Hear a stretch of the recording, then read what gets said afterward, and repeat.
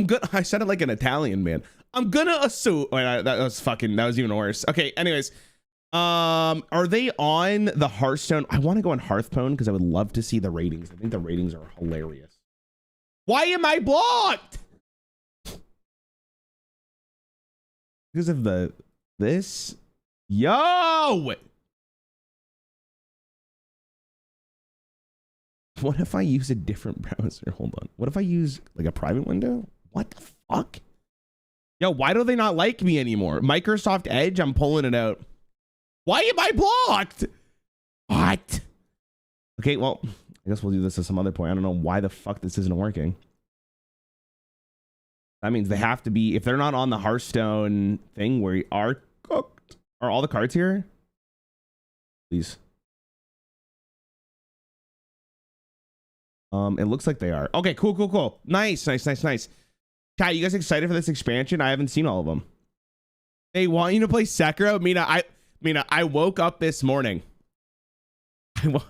I woke up this morning and I'm not even kidding you. I literally played for an hour. And I didn't win. Oh my God, bro.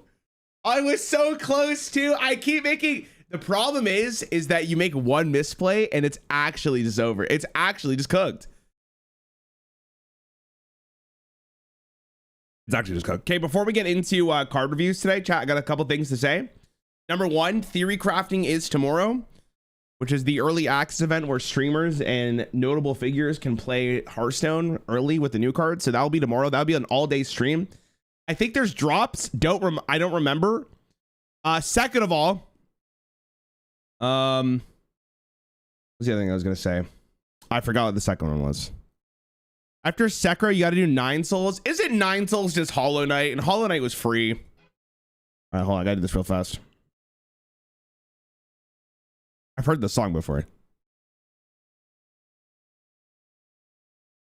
Oh, chat. What is it? Someone knows.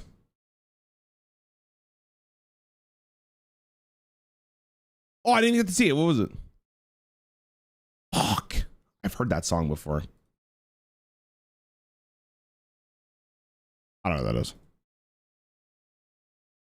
That's by Kodak Black. ZZ. That song is a very notable beginning. Okay, are you ready for Canada in the World Cup? I'm rooting for Portugal because I'm Portuguese. Italy didn't make it. All other than Portugal, it is definitely Canada because it would be cool if they won. It'd be sick. Don't get it twisted. I think the browser was off. Oh, fuck me.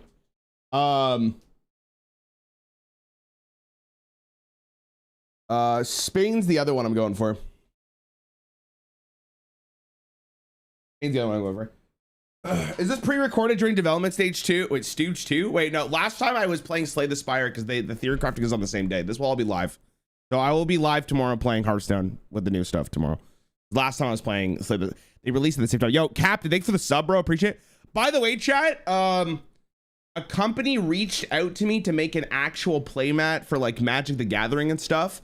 I'm thinking about making an art for like literally for Big Cat, not the Coyote. What do you think on it? Because I think Big Cat's becoming like the brand.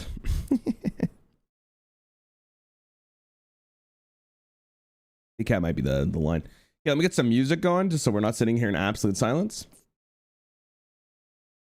What the fuck would that look like? I mean, that's the artist job. Wait, the Steam machine's out? $1,000? Nah, bro, nah. No one's paying $1,000 for that bitch.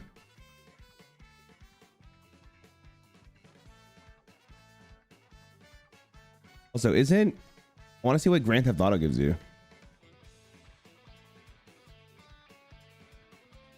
See the Guild Wars card game? Alex, you want to link it? Link it in. Actually, I don't know if VIP will get banned. I was going to say link it in Discord just in case.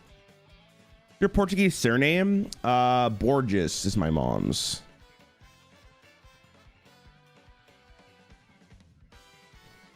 Mage Rule Breaker, did he get to it yet? I haven't seen it. I haven't seen any of the new cards, so we'll just kind of get into it. I was hoping to be on Hearthstone, but for some reason, they banned me, unfortunately. He said, no, you're not allowed to be a part of it. Alex, you seen Chrono CCG, by the way? Is that good? What is this?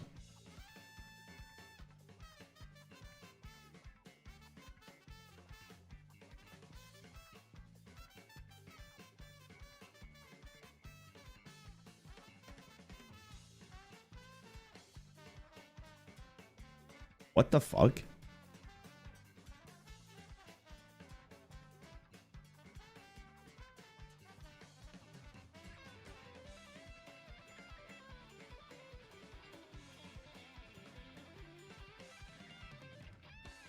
Oh, this actually looks good.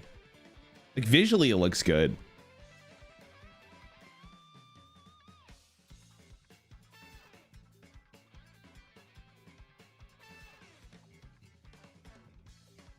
Alex, when's this supposed to be coming out? Have they said? Like normally card games, in my opinion, they don't visually look good, but this actually looks good. I don't know. It's pretty early in dev. Oh, damn. Saw a screenshot of Chrono. It looked like exactly Legendary Terror. Yeah, that's what I saw too. It looked like I should try. I thought it was like it was like a crypto game, but I don't think it is a crypto game. Could be wrong. Maybe I just didn't read it well enough. I have an old boss that sucked me with the same last name as Rarran's mom. Excuse me, Kurt. Excuse me.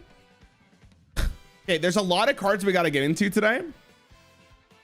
'Cause I think like probably like 50 cards got revealed during the final reveal stream. I did not watch it. I was busy playing Commander. So hopefully it's sick. I'm not sure. Let's get into it. Okay. So let's see the Demon Hunter package. So the Demon Hunter package, as far as I was aware so far, was a lot of ghoul synergy. And then we have the 2 hero powers. And then so the only cards I missed from it so far have been, we saw Disguised Doctor, which was interesting, but now we get to see what a blight is. Blight is into your deck that deals 2 damage when drawn. Okay. And then we saw Living Plague before. Just double checking we've seen everything here. We've seen, actually, maybe we've seen on the Demon Hunter cards or Death Knight cards. I keep seeing Demon Hunter. I missed anything here? I guess I have. Okay, chat, overall, what do we think about Death Knight? Let's double checking I didn't miss anything, but I think we've seen all of it. I think the kill your own minions package with Sawbones is gonna go crazy. Discard, discard, discard, discard. Well, depending on the right deck. I don't know how good Tower of Ghouls is, but it seems like it could fit as well. Sawbone seems good. Corpse Cannon seems good. Bone Flurry seems good. Emergency Surgery seems good. And I think Disguised Doctor has the potential to see play as well. Same as the Living Plague. Well, I think it's the cool thing about the Death Knight package is like, as much as it's synergistic, it also could fit cards into like random ass decks if you need it, right? Like I think Emergency Surgery could be very, very good in a variety of different decks. Same as Corpse Cannon. It's just a lot of value. But obviously with 2 Unholy, it's like a little tough. The Doctor seems okay. Probably pretty good. The amount of courses you're generating, so that's pretty sick. Okay, Demon Hunter, we haven't seen a lot of them. Okay, so after a hero attacks, you get a Void Soul. A Void Soul is a 1 mana summon a random 1-cost demon, improve your future Void Souls. So this is something that goes to your hand. How good is the average demon? That's really interesting. Okay, 1-cost demons kind of suck. Then we get Vicious Void Scale, which is a 3-mana 3/4 taunt. Death will get a Void Soul, sorry. So then each one improves after you play it. That's 1, 2. It's like relics. Deal 3 damage to a minion. If it dies, get a Void Soul. I mean, 1 mana eventually is going to be really good. Like as soon as you start getting to around like 5 mana and you can start summoning like potentially a Doom Guard, it's not too bad. Then we have, how do you pronounce this? Trastoth? Trastoth? Trastoth. Soul Parasite, 6 mana 1/1 with Prepare Rush. After you summon a demon, gain its stats. Oh man, if you didn't know what a Void Soul was, this looks like the worst card of all time. But now that we've seen what a Void Soul is, that's really interesting. The weapon is kind of, I mean, like, am I paying for this? So that you could add a Void Soul into your deck as well, which is cool. I'm gonna random demon, 1-cost demon, improve with your future. Honestly, the package seems good. Like we saw this demon as well, and this could be like any class demon. I mean, if you get to 10, it's crazy, right? Sounds crazy. How likely are you gonna get it though? You have to play like 1, 2, 3, 4, 5, 6, 7, 8. So like 8 seems to be the number, unless you can get more of them, which I'm sure you can.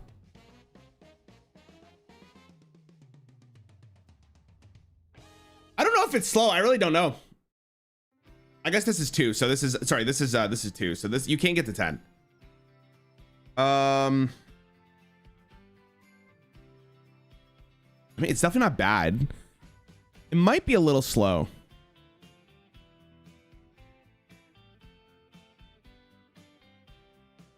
I don't know. I think that the problem is like, if most of the demons don't feel like they're going to be super good, right?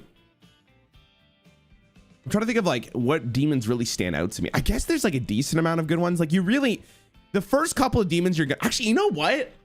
Now that I think about it, like even 1-drop demons are not horrible. Like Flame Whip is just good. And then you have the 3-mana 3/6 with Taunt, which is good. I don't know about 4. 5, you have Doom Guard. 6, I don't know. 7, you have the chick that does 7 damage at the end of your turn. And you have that new, I think it's actually 6 is the deal 3 damage to all enemies, right? That actually might be really good. And then, yeah, Arena just seems good as well. I mean, Demon Hunter seems fun. I hate to say it, but Demon Hunter actually looks kind of like interesting this time. Not just like kill you and move on with your life. Well, currently, you know what I mean? But it could get, I'm a huge fan of the set. We'll see what happens. Okay, Druid. What did I miss for Druid? We haven't seen the game changer yet, so let's just go through real fast. Spiteful Chef is 3-mana, 3/2 battlecry. Summon as 2-cost top minion. If you have 10 or more mana, summon a 6-cost instead.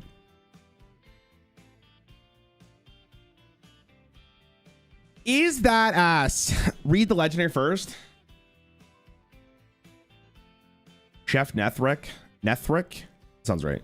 3-mana, 3/3 start a game. If your deck only has cards that cost 3 or less, set your mana to 10 after 5 turns.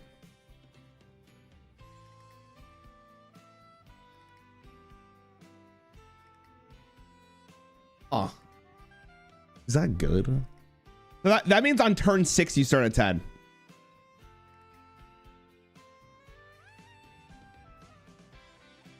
Only if your deck only has cards that cost 3 or less, so your mana 10 after 5 turns.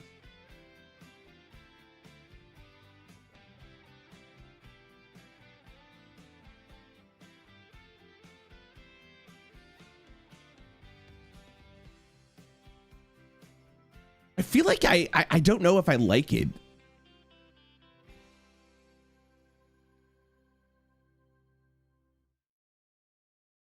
That seems really limiting. Hold on, let me read the rest of the package and then we'll talk about this. Okay, so Spiteful Chef is a 3-mana 3/2 battlecry. Summon a 2-cost top minion. If you have 10 or more mana, summon a 6-cost instead.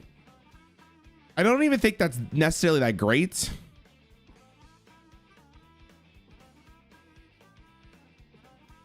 Like a random 6-cost minion is not that insane for 3.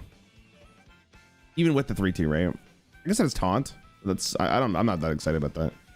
Lethal Recipe, 3-mana, draw 2 minions. You have 10 mana or more. 10 more mana, give them +3/+3.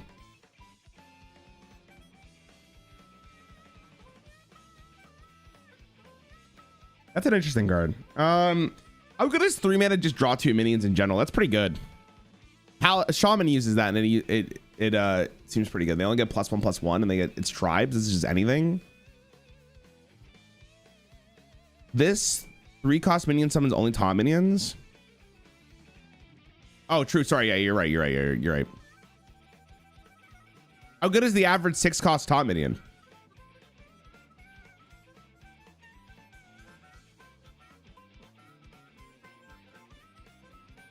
I don't know. I think this card's fine. I like drawing 2 minions for 3 mana. It seems good. Noxious Bribe, 2 mana, discover a choose 1 card. It has both effects combined. Give your opponent a plain copy. That's actually insane. That could be very, very good.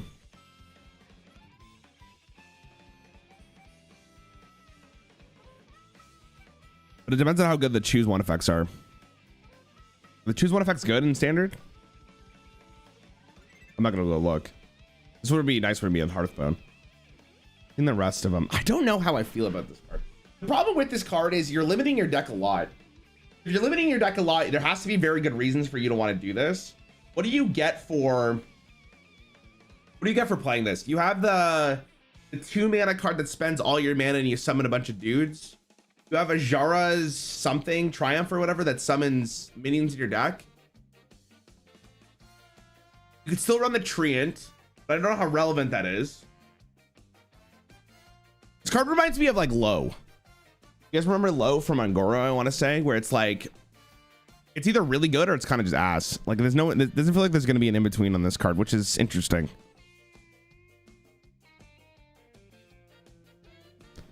It's very slow. Very slow. All right, what's up, dude? You're doing well. Like, I feel like you might die. Low was really good initially. No, that's what I'm saying though. Like, there's no in between. Like, this card's not average. Like, it's either going to be really good and you play for it, or it's like useless and you never play for it. And that's kind of what it is.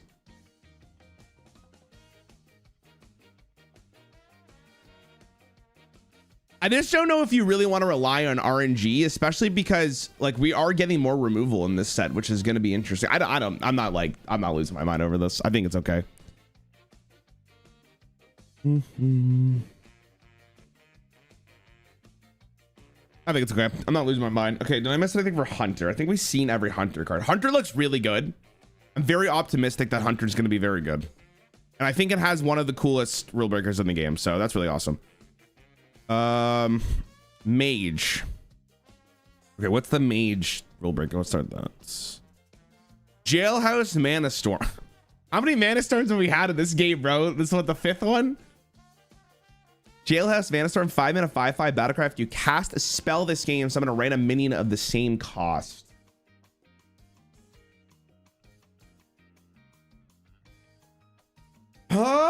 Okay.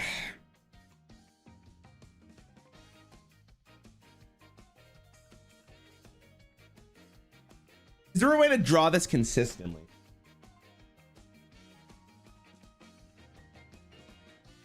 A random minion of each cost isn't like insane. Very good though. It can be very good, I should say. Kind of annoying. Tempo, value. Xavius is a good call.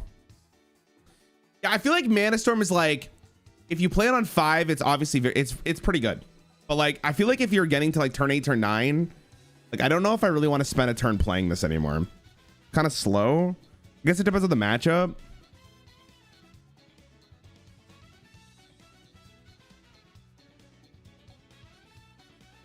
Very interesting. No drawback for this. Well, Aya makes you go second. Hey. Chill. Let's do the rest of the cards. Spire Security, 3 mana, 3/4 battle card. Reveal a spell in your deck. If it costs 5 or more, deal 5 damage split among all enemy minions. That's like Firebrand. But you have to build for it. Breakout Architect, 5 mana, 4/5 battle card. Discover a spell that costs 5 or more. It casts twice when played.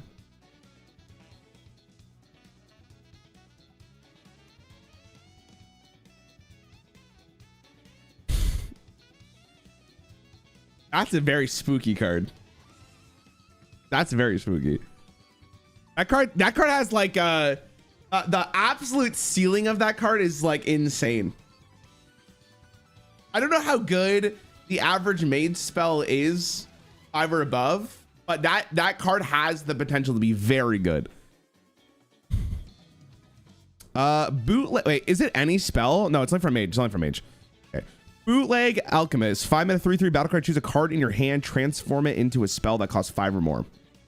Keeps its original cost. Oh my god, it's cinema.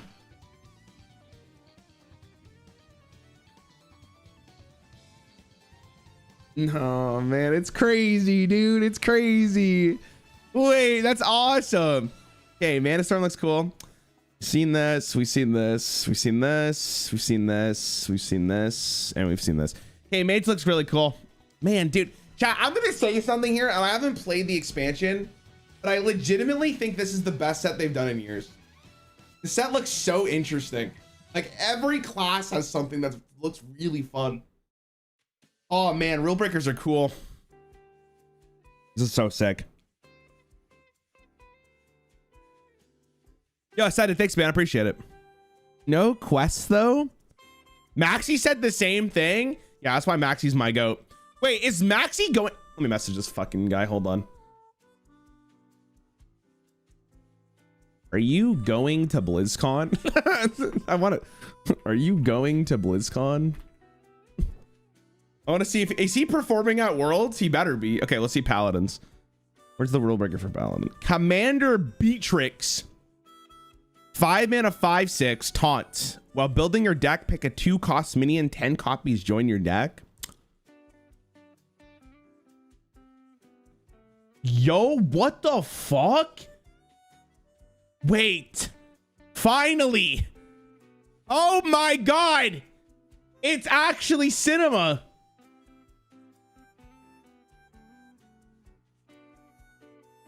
Wait, that card's fucking awesome. Wait, kind of low key kind of broken. I'm not gonna lie to you. Low key kind of broken. That means like, if you don't have the 2-cost card on turn 2, you got gig unlucky.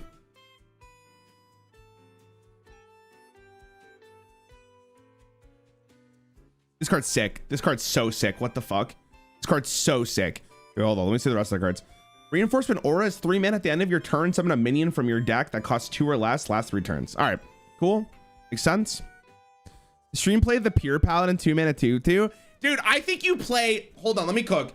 You play the Murloc. The Murloc that plays a 2-cost spell from your deck. You play that shit. That means you're not only playing just a 2-cost card, but you're also drawing and playing something else. Like that shit is crazy. That actually just might be like a tier 1 deck on its own. Like that is insane. That has so much potential. Anyways, hold on. Scarlet Recruiter is a 5 mana 4/4. Battlecry summon 2 minions from your deck that cost 2 or less. Give them rush. Depending on what it is. Holy Bola. 2 mana draw a card. Wait, is it pronounced Holy Bola? 2 mana draw a card. If it costs 2 less, draw another. Put 10 Zephyrs in your deck. Yo. Yeah, we're cooking, buddy. We're cooking. Or what's up, man? That's crazy. Down the champion we saw. Judgment, I think, is insane. Vigilant Sentry we saw. True Seeker we saw. Scarlet Breezer we saw. What is this one? Your deck has an neutral cards. Get a rank. Bruh. Everyone pointed laugh. Right. Maybe a guy. I mean, this legendary is ass, but this legendary is so cool that you're probably playing it. Oh my god, dude. You know what's sick? Bro, how did... Wait, could you imagine? Hold on, let me cook. Bro, you play the Priestful Breaker, you queue up against Paladin, and all of a sudden, you just got a bunch of 2-cost cards. Oh my god. Wait, man, that's so insane. I think Paladin has a decent set too. I'm not like a huge pure Paladin guy, but I do think this card's very good. I think this card's insane. That's like tier S, I'm pretty sure. That card is, dude, this card is, chat, can we, round of applause for the team. Round of applause for the team. This is incredible. Oh my god. What a card. God damn. All right, let's see Priest. What have I missed? Let me look at the legendary. Care of the Broken, 6 mana 6/6 death rattle. Get 3 1/1 copies of random legendary minions. They cost 1.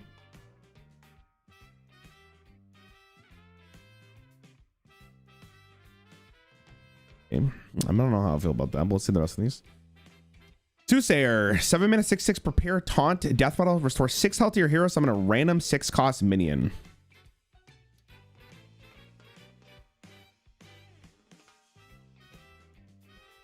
Okay, if you prepare this on 2, it's 4 mana.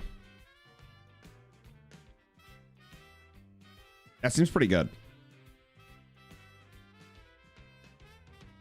That seems really good. That seems insane, to be honest with you. It seems like a very good card. Undeath Sentence. 1 mana trigger the death rattle of a random friendly minion that died this game. Insane. Insane card. This card's nuts. Holy Embrace was good. Hold Them Off. I think Hold Them Off looks really good. I mean, this card looks really good. Minesweeper. We saw... Okay, so Priest looks... You guys don't think Priest looks good? Really good card. Really good card. Really good card. Really good card. Obviously the best card of the set. So let's be honest about that one. Really sick. Dude, this card's insane. Is this card not broken? Like, wait a minute. Prepare on this card is so insane against aggro decks. The fuck? Turn 2, you get to slam this on 4. They probably clear their whole board, and you get to restore health, and you get another 6 cost.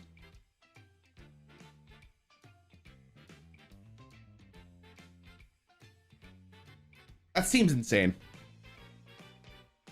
It seems very strong. Okay, Rogue. I don't think I saw every Rogue card, right? I did not. Okay, Jade Guardians. 3 mana, get 2 random 8 cost minions. They cost 1 less for each card you played for 2 mana this game.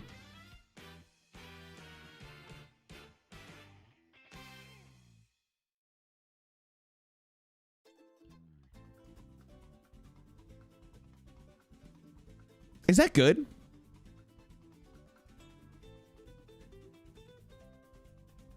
So weird. Yo, Kurma, thank you, man. I hope you like it. Wait, you talking the one with Simo? Probably, right? 59 months, man, is fucking crazy. It's too easy. It's so easy to play 2 8 drops. Yeah, the one with Simo. Yeah, it's a good game. Dude, I was playing Commander yesterday. The game didn't even finish because it was going on too long. It was like 3.5 hours. We had to end it because we couldn't finish it in time. Because my friend decided not to kill me, and therefore I was able to. We just extended the game for 30 years. Yo, Jay, thanks for the sub, man, as well, man. I missed that. I appreciate it. Probably. I don't know if this is good. How's that possible? After he didn't kill me, my one friend played a board clear, and then like 2 turns later, the other one put a board clear. So it was cooked. It was cooked, but it was funny. It was funny. Lotus Troublemaker. 3 mana 2/2 battle card. Deal 2 damage to a random enemy. Shoot 1 time. While holding this, play cards for 2 mana to shoot more.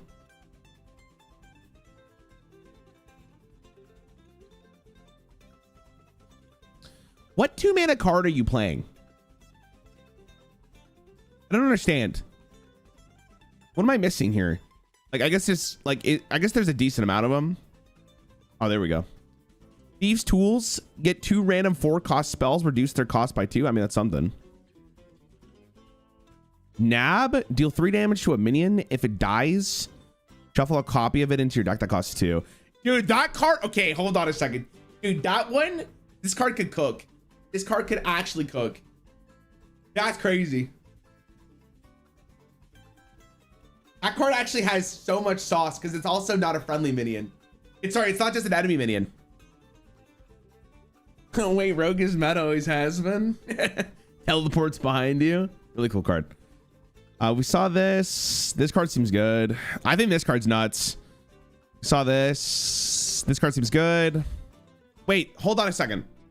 Does this card interact with Lotus Troublemaker?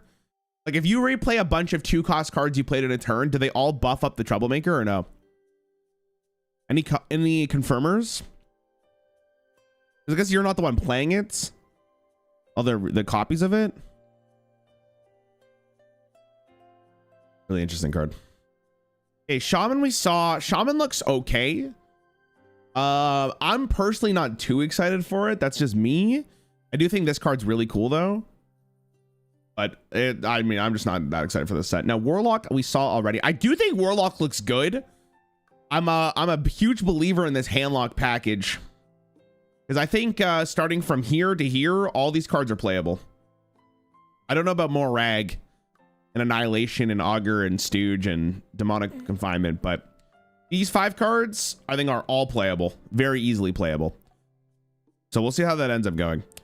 Warrior. Oh yeah, we get to see the rest of the warrior cards. Okay, what do we get? Rider. 3 mana 1/6. After a friendly minion survives damage, give it +1 attack.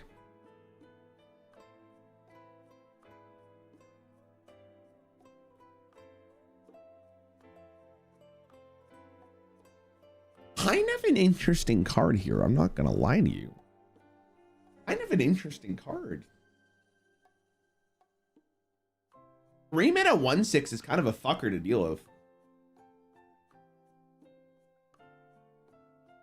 I'm gonna say something here. I think it has potential. I think a lot of people are gonna sleep on this card. I think it's got some sauce. Kind of sick. Ball and Chain. 1 mana 1/2. Death Rattle, give your damage minions +1/+2.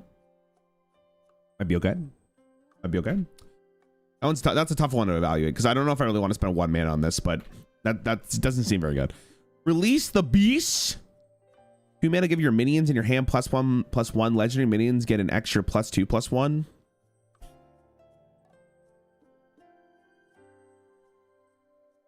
Probably Ass 11. That seems really bad.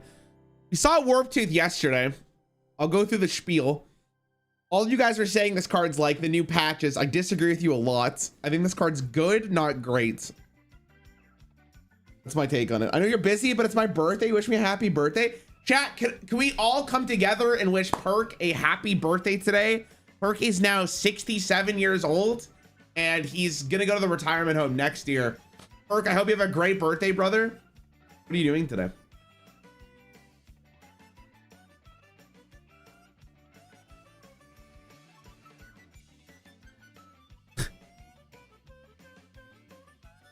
I think it's fine. I'm not losing my mind about it. If it ends up being better than patches, I would be genuinely shocked. Oh, hell yeah, bro. Enjoy Toy Story 5. Hell yeah. This card seems fun. We saw Rampaging Hound. We saw Crowd Control. I think we've seen the rest of these, right? I think Warrior looks really fun. I'm really excited to play Warrior. Did I miss any neutrals? I don't think I did, right? All right, I'm gonna say it. I said it before. I think this set looks really good. Like I'm pretty confident that Death Knight gets a lot better. Demon Hunter has playable decks. Druid, I don't know about this Chef one, but like this card seems good and this card seems good. So that's good. Hunter looks really strong. Mage looks good. Paladin, I think this card's awesome. What a card, goddamn. And of course the GOAT. The best card of the set. The best card of the set, on God. Easy clap, for real, for real. Did my GOAT just write a 0 mana 6/6 charge? Okay, it's not, okay. Dude, you guys are absurd with this card. This card is not a 0 mana 6/6, okay? You have to play other cards for this to actually get into play. And I'm not saying that's bad. I'm saying that it doesn't come out right at turn 1 like Patches does. This card comes out probably turn 4, turn 5, turn 6. And that damage isn't as relevant as it is in the early game if you get to keep attacking with it. It is a good card. It is not great. It is not Patches the Pirate. It is a good card, but not great. Thank you for listening to my TED Talk.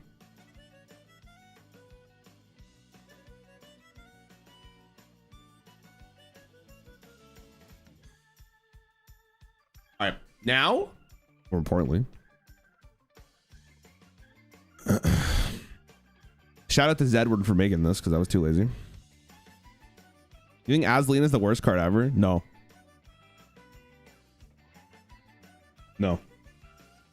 Got sauce, bro. Okay, gamers! Guys, welcome back to another expansion legendary tier list.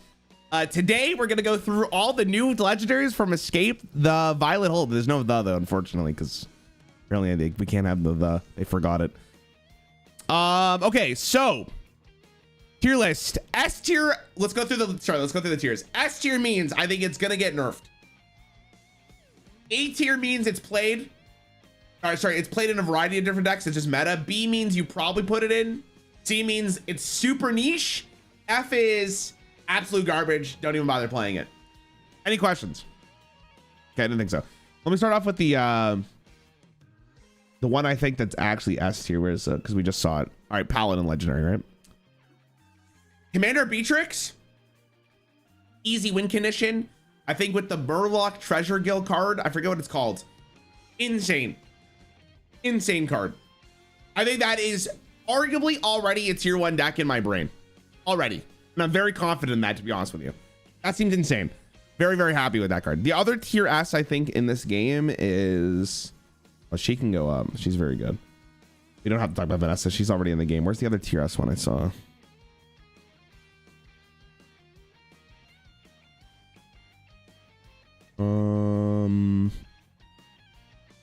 Now, I know what you're thinking. She's probably like...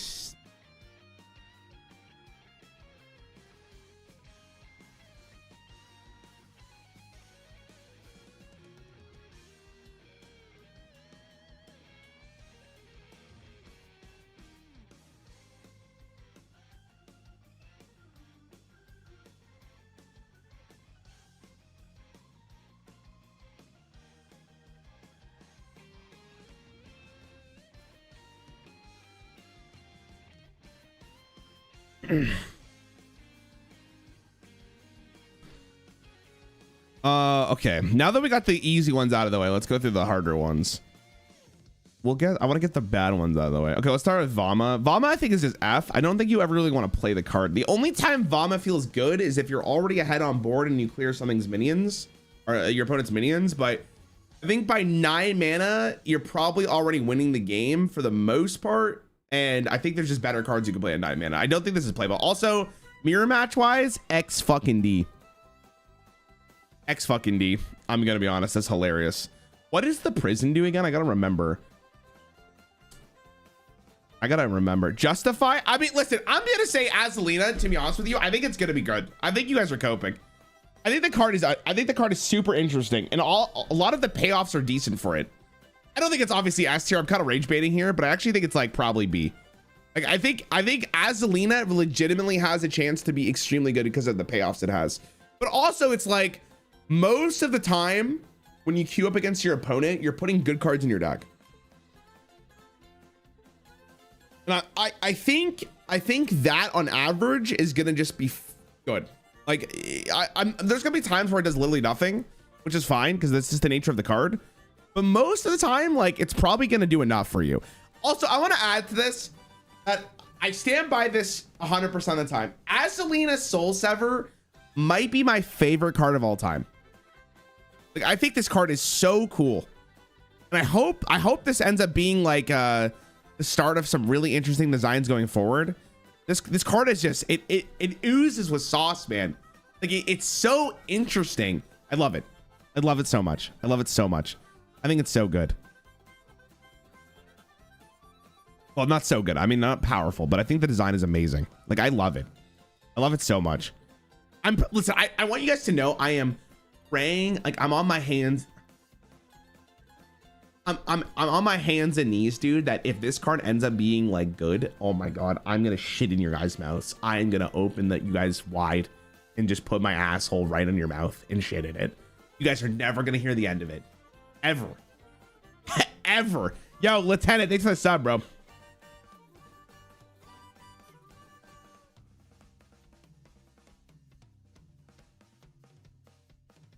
And then I'm gonna hit you with the question marks. I'm gonna hit you with the question. Look, I'm gonna be like you guys. Watch. Ha ha ha. Look. Ha ha. Chat. Ha. Question marks. Ha. Okay. Can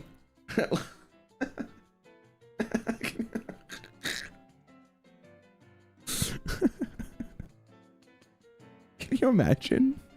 Can you imagine, dude? Okay, anyway. I slept a lot last night, guys. Can you guys tell? I slept very good last night. Okay, anyways. Let's go with Aya. You're always going second, but you get to pick an upgraded counterfeit to replace your coins this game, and you get 2. I think the problem with Aya is you don't get the start of game effect. Like, I think maybe it'd be better if start a game you got to pick an upgrade for your coins. And I think the problem with it is like going second for an extra coin is probably not good enough. Now, that being said, I'm going to put it in C. I'm not putting an F. Some of you might be like, why? Here's the thing. I think there's a chance, legitimately, I think there's a chance that you run this going, you want to go second for that coin, specifically so you can go for the miracle package, because the miracle package is in the game, right? We have this card now. So because of that reason, if you want the coin to go second, I think this is the potentially reason why. So you get an extra coin. I think that's the reason you play Aya. I don't know if it's good enough to see play in the deck. I also don't even know if this is going to be good. But I do think there is an angle here to want to run the coin specifically to draw more cards in a turn. And the Rogue is the only class in the game I think you would want this effect for. So it makes sense why they made it. But I could see the vision, right? I could see the vision. It's just going to be very tough to tell how good that vision is. I also kind of believe, and I think you guys are not as high up on me as this card. I think this card looks really good. I'm on this. I'm on the train of Defias Wannabe being like a pretty decent card. So I'm up on this card. I think if you just prepare this turn one, if you have it, it's really, really good. I'm a huge fan. I'm a huge fan. So I could see Aya being played. I don't know even if Miracle Rogue is playable. Like you're gonna want to play Aya, but we'll see. Biteweed was never good. Did I ask? It is. Let's do Inspector Murloc Holmes here. It's a good card to talk about. It's kind of cool.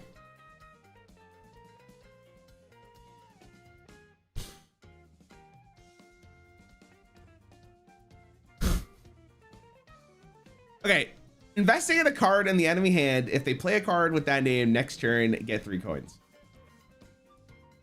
This card's really weird because it's kind of like, it's kind of really good, but like low key really good. Hey, let me cook. Would you guys play a 4-mana 4/5 to get 3 coins? Would you play that card? I think I'm playing that card. I'm going to be completely honest with you. I think I'm playing a 4-mana 4/5 to get 3 coins. So if you play that in Rogue and you do hit the card, you have 4 chances to get it, by the way. That's really good. The other side of the coin is, if you look at this card, you could look at it as, I'm going to pick the card that my opponent wants to play next turn. So for instance, if I'm playing like against Herald Shaman and they want to play Altraxian on 6 and I see it, I'm going to pick Altraxian, right? That card now all of a sudden for the Shaman's like, do I want to give him 3 coins? And maybe he doesn't play Altraxian anymore because he's a little worried. So I think there's like this weird little mind game. On top of it, the upside is so powerful that I think this card actually has potential. I think people are going to sleep on this card. I think people are going to heavily sleep on this card because it seems kind of random and kind of bad. But if you get the 3 coins, I think it's actually just a pretty decent card. Like on God, I'm putting in B. Like, I'm a huge fan of it. I think it's really interesting. I think there's a lot of sauce with it. I'm a big fan. You guys can hate me all you want. Let's talk about cool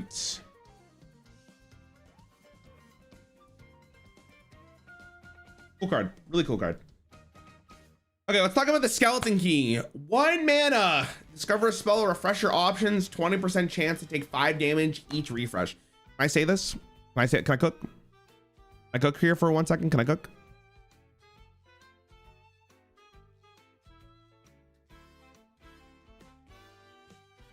I think if you're playing Mage, it is run in literally every single Mage deck until this card rotates out. This card just seems extremely good.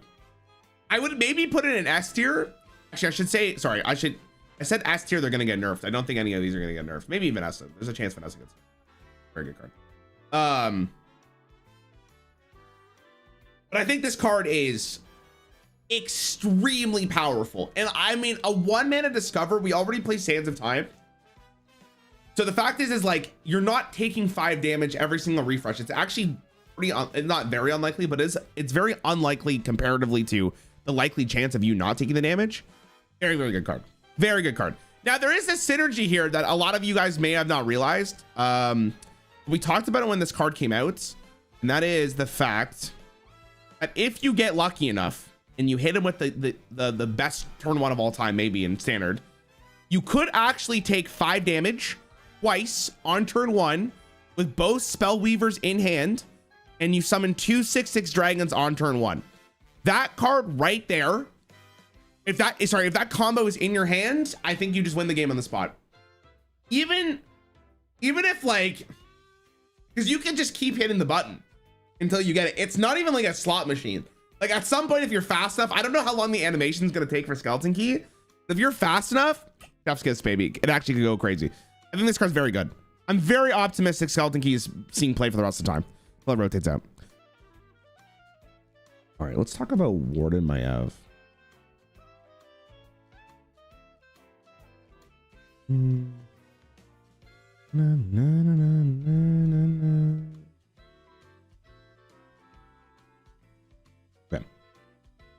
Okay, Warden Maiev. 2 mana 1/4 after you play a minion, give it +3/+3 and make it go dormant for 1 turn. This card I think has 2 use cases. The first use case is you play this card particularly for aggro, and you put this down on turn 2 or turn 3, and then you just make a bunch of really strong low cost minions, and the next turn is like a huge problem for your opponent. I think that's a very good play. I think that will be potentially very spooky. And if you don't really have like 4 health is actually extremely relevant here. If it had 3, this card goes down like 2 tiers because it's much easier to kill.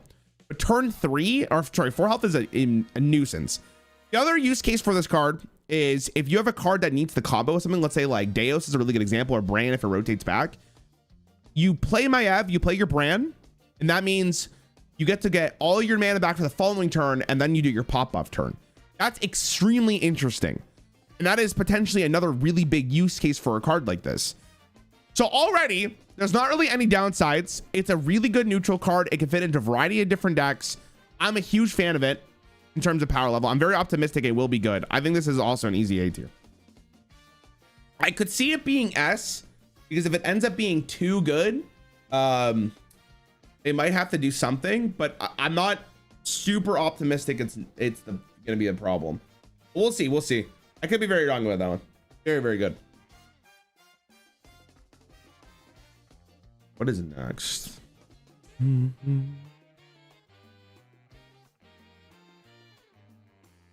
Warp Tooth on the way.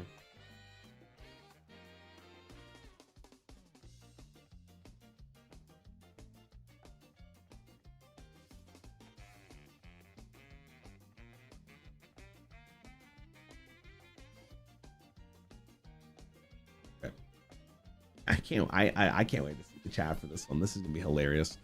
Okay, Warp Tooth, 4 mana 3/3 charge. If 3 friendly characters take damage on one of your turns, summon this from your hand or deck. People for some reason think that this is like the best card of the set or something. I don't know. I personally don't think it's as good. I think it's a good card, not a great card. The thing about this card is how good is 3 damage like on turn 5, turn 6, turn 7. If you can get this down, like if I'm wrong and you can get this down turn 3, turn 2, sure, right? That's fine. Now, there is the synergy of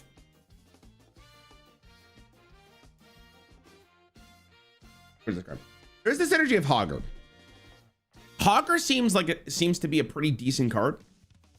I like the fact that you get to utilize it with each other. It's very synergistic, and yeah, it is 6 damage. But if you are running Hogger and you are doubling the legendaries in your deck, that also means, and this is the same problem with Azalina, you are making your deck less likely to draw the cards that actually deal damage to your minions. Because you may not draw those cards in time, whatever. And that could be a problem, even though you do get the upside of 3 damage. I'm not saying this card is bad whatsoever. I just don't think it's going to be like, oh my god, this is insane. It's insane. I personally believe that this is just B. I think it's right next to Azalina. I think it's just fine. Now, hold on. I will say this, though. I will say this because it is charge. If you discover this card with a Dark Gift and it has +4, +5, kind of this rating goes out the window because of the Dark Gift. There are buffs to this card, which is nice, but then I think by the time you can play the buffs, I'd rather just play Grom. There comes a threshold with this card where it's like Grom just might be a better card.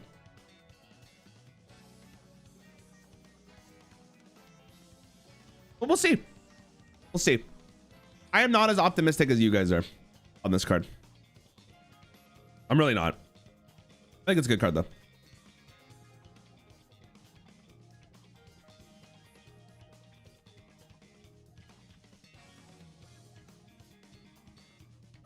We'll do Hogger because I just got out of the way. We'll just do Hogger. Hogger is an interesting one. You're never really playing it for the 8-mana 10/10. This is all about the start of the game effect. How good is duplicating all other legendaries in your deck? Pretty good. You can get another Deathwing, you can get another Alteraxion, you can get second one of the dude we just saw. I already forgot his name. Isn't that just a generally good card? Yeah, that's why I put it in B. Like, okay, hold on. Let me just say something here. Let me just say something here. Guys, B is not a bad rating. B is not a bad rating. B is playable. B means that the card will be probably in a deck. Right? That's what I'm saying here. A is like you're putting this in like probably every single deck. This is like it's gonna get nerfed. B is like a good card. Like it's the same vein as like an 8 out of 10 video game is a good video game. But it's not a 10 out of 10. It's like 8 out of 10 is great though. Like great. You did a good job. You did a good job. You did a good job. He's good. I think I'm putting Hogger in probably like same vein though. I'm really curious to see how Hogger ends up playing out. Because the thing with Hogger is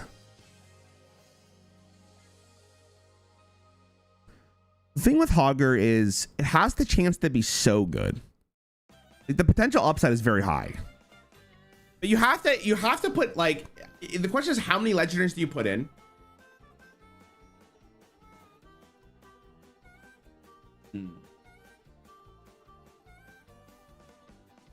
Yeah, B makes sense.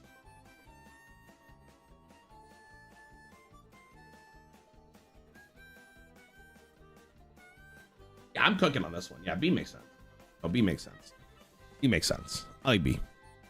I like B. B looks good. Honestly, though, hold on. Let's put an A. Let's put an A. Because I think like the argument is this card gets better because of Hogger. And then that means every legendary you have does get better because of Hogger. So Hogger seems just generally like a pretty good card. Yeah, no, I'm good with that. I'm good with that. I'm good with that. All right, let's get Morag out of the way. I think Morag is trash. This guy is ducky, bro. Holy shit, there's so many cards in standard now. I gotta scroll for so long. My apologies. 10 mana 6/5 prepare, death battle summon a random demon from your deck, give it death battle summon Morag. I think the problem with this card is that it doesn't have taunt. And I feel like if it had taunt, it's so much better. Like taunt would go crazy on this card. It would be so good. But because it doesn't have taunt, the problem is like you ignore it. And then even if your opponent kills it, that's still a turn that their minion has summoning sickness. And then it's like, what's the point? You know what I mean? Like it needs, this card is like, needs another keyword. It needs another keyword on it. And it doesn't have that keyword. Because it's not threatening enough for me to care. But it's also just, like, why am I running it over other stuff? Is the other issue here. Dark Gift with 2/2 and infinite loop. I don't even think that's that good. The other issue with this card though is like you kind of need to have good demons for it to be played. And I don't know if there's enough good demons to actually want to warrant this. This is the other issue. This is a card that potentially in the future you get like more demons or whatever that are actually good to cheat out, and then like therefore it's better. But I just don't think the package for Morag is there, and I just think the card just isn't very good. Like it's also like when I think of prepare, I think prepare is going to be a very good mechanic. I just don't know what mana cost you really want to prepare for this card for it to even be playable. Because like if you're preparing it on 4, that means it's playable on 5, which is okay. But then you still gotta wait for it to die to get the benefit of it. So I don't know. I feel like it's very slow. Can I say this with an asterisk though? I'm gonna say this right now. Remember this moment in chat, okay? Remember this moment. If this card ends up being playable later on because of a demon that we have not seen yet, I said it here. I said it here. Okay, thanks for listening to my Todd Talk. I appreciate it. Okay, let's do Godfrey since we're already in Warlock.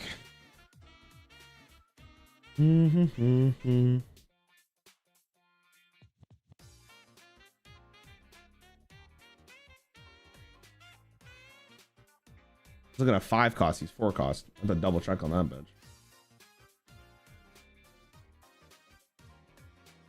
Wait, Godfrey, 4 mana 5/4. Start a game. Overdrawn cards return to your hand when you have space that costs 1 less.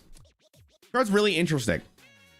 One of the problems with handlock, well, I wouldn't call it a problem as long as you're like playing the game properly. But one of the issues you could potentially have is that you want to keep your hand as full as possible. But by keeping your hand as full as possible, you end up burning cards because your hand's full. This prevents that and also gives you a slight benefit when you have an open space in your hand to cost 1 less. This has the potential to be very good. The fact that it's a start a game effect means that like you could just tap all you want on turn 2. Now the issue is this game has become very aggressive. And a lot more damage is going to be done. And how relevant is this effect is the problem. The question will be, how relevant is an effect like this in most games with a Warlock? I don't know. I really don't. I think the card, like when we first saw it, I was like, oh, this looks really cool. It's kind of like an auto include. You could just put it in and it does work. But man, I really don't know. Seems good in Reform. You know what? That just made my decision so much easier.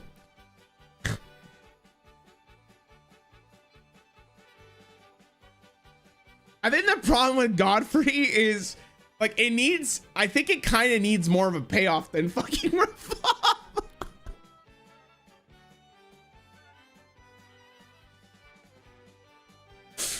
That being said, I do think Handlock is playable. But I don't know how relevant Godfrey is going to be in that package. I really don't. Like, it's so weird because the card's ceiling is very high, but most of the time the game is not going to be relevant. Like, and most of the time in your game, it's not going to be relevant. But the card is cool.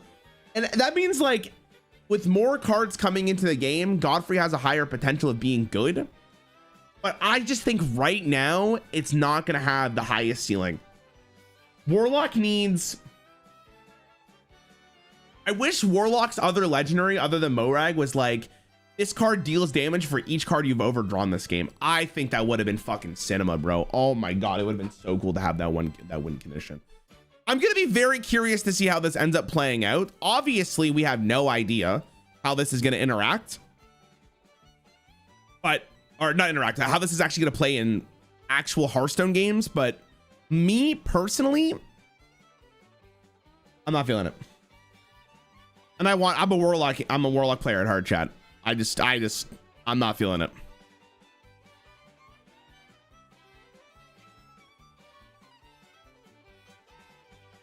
All right, what do we want to do next? Let's do Togwaggle. Togwaggle seems... that's a cool card to talk about. Togwaggle. Togwaggle's 8 mana. Okay. You made a 5/5, Togwaggle, Smuggler King, Battlecry Shuffle, both players' hands together.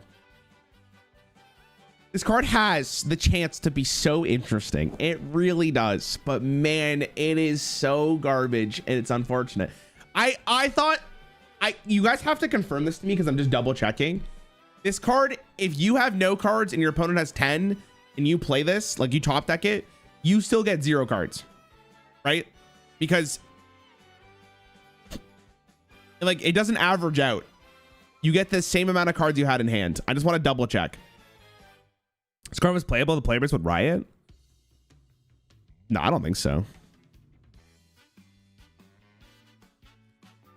So because of how that works, I think this card's unplayable. If it worked, if this card was like 8 mana and you had no cards and your opponent had 5 and you played this and you got 2 cards from their hand, like I think that actually could be really interesting.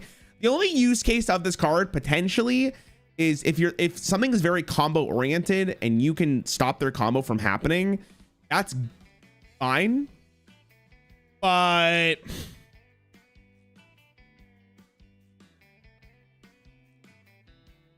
unfucking lucky, bro. Unfucking lucky.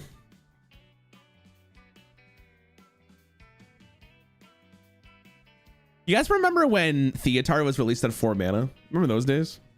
Oh my god, those were crazy days. Okay, Zermat's Prison. 5 mana, 3 durability. Choose a card to discard to summon a 5/5 taunt. Death Battle, free Zermat who plays 1 each turn. Now, when we reviewed this card, luckily for us, Alex was in chat. And Alex told us once Zermat plays the spell once, it's gone. Like, it doesn't just keep going and going and going. Like, once it plays the spell once, it's gone. Maybe that changed. I'm not sure, but that's the information I'm working with. The problem with this card is that if that's how that works, that's kind of slow as fuck. Because then it's like, yeah, you got a bunch of 5/5s, but if you play this on turn 5, that means turn 7, you get to do it again. And then turn 9, you get to do it again.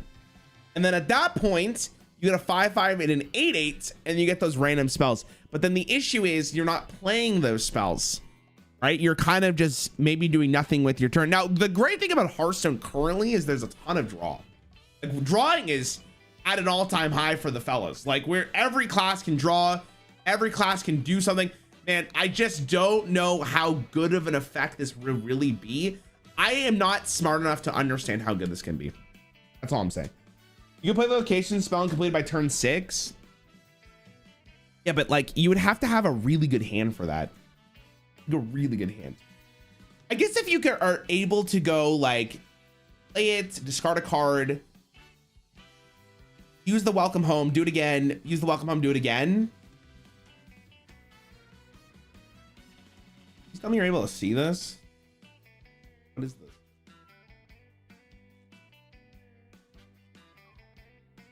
It didn't load for me.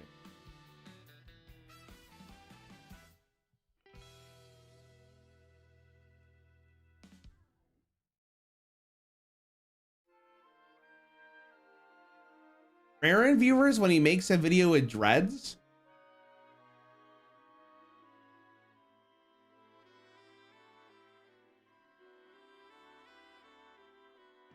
Bro, come on, man. Dreads is awesome. Yo, what the fuck? Dude, you guys are so mean, man. Dreads. Okay, it's fine. It's fine. Okay, I don't know how. Truly, I don't know how I feel about it. I think it's gonna be more niche than it is anything. I don't think it's unplayable. I think if you could find, like, the other thing about this card is kind of like Godfrey, kind of like Aya. Maybe Morag too, right? Where did I just put up? The more cards that come into the game, the better the prison gets. Because the next expansion could be the difference maker of like, oh, maybe you get a better spell that you want to discount earlier or whatever, right? So it could be fine. But cool card. Very interesting design. I'm just not sure if it's actually playable. I'm going to leave Hunter to the last because I think Hunter's the most interesting one to talk about. Let's do Druid.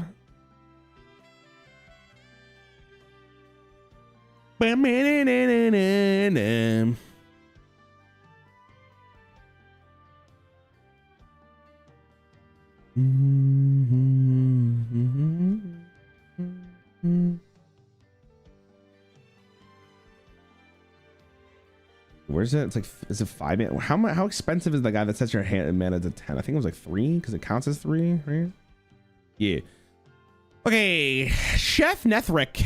3 mana 3/3 start a game. If your deck only has cards that cost 3 or less, set your mana to 10 after 5 turns. Just filter for rarity, bro. Is this your first time in the collection? All right, before I ban you, I'm gonna tell you why I'm not doing that. That way, if I want to look at another card while I am talking about a card like Chef Nethric, I can. All right, see you later. 3 mana 3/3 start a game. If your deck only has cards that cost 3 or less, set your mana to 10 after 5 turns. I feel like this kind of card is either going to be really good or really bad. There's no in between. And unfortunately, I think this card's going to land on the really bad side. Here's the problem, man, is only 3 cost cards or less means that you're kind of focusing on random generation for the most part. And yeah, Druid has a lot of it. Don't get it twisted. Don't get it twisted. But if we look at Druid's standard list currently, right? That means we're not running. That means we're not running you. That means we're not running you. That means we're not running you. That means we're not running potentially like you, right? I just feel like there's too many cards we're missing out on that are not great. Also, and this is the craziest part to me. And genuinely, I feel like this. I feel like, why am I waiting for turn 6 to be at 10 mana when I could just play this and I could just play this? You know what I mean? Like, if I'm able to play the Treant on turn 3 or turn 4, it's like, what's the point? What's the point? And like, the worst part is about this card is the more ramp that's added to the game, the less good it's going to end up being. I'm not a fan of playing random generation Druid and hope for the best. That's what I'm here for. I also just feel like if I'm going to be ramping anyways with cards like Treants, why am I waiting to turn 6 to be at 10 when I can do other stuff and have better cards to ramp into that are guaranteed? Like, that's my logic for this card. So that being said, I'm not going to put it in F. I don't think it's the worst card in the world. Again, I think it's on this weird teeter-totter of like, it's either fucking nuts or it's not very good. And I think, unlike a card like Low from Ungoro, I think this card is just, it's not very good. Not very good. Now, I will say this. If it was like turn 5, you got the 10 mana, it's a completely different story because that's 1 turn earlier. The fact you got on turn 6, I'm just not a fan. Like, I really am not. Now, the good thing for Druid, in my opinion, is they got another really, really good legendary, which is Staff of Trickery. 4 mana 1/3. After your hero attacks, discover a Druid card, reduce its cost by your hero's attack. There are so many ways for this card to be good with the package that Druid ended up getting on top of other cards that already buff your hero's attack. But I mean, can we just go through this real fast? Because it's fucking crazy, dude.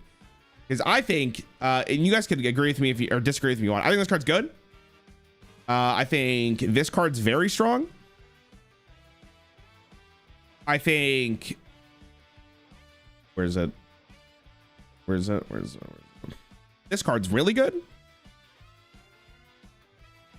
I think this card's really good. Like, I mean, the list goes on and on. And the great thing about it, and the most important thing I got to add here, chat, is because you got to look at this like this. You got to look at this. This card costs 4 mana. If it's 4 cost, I can't play it with Chef. And I think that part right there is a huge problem with Chef. I legitimately think it makes Chef just the worst card. Because I think you want this card. Because that's how good it is. This is a good card. I'm putting in like,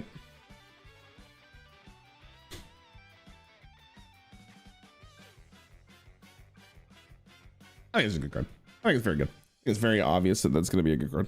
Actually, I probably wouldn't be. We'll see how good. I don't know if I'm that confident they'll be running every single deck, but I think it's very good. Maybe swap it up.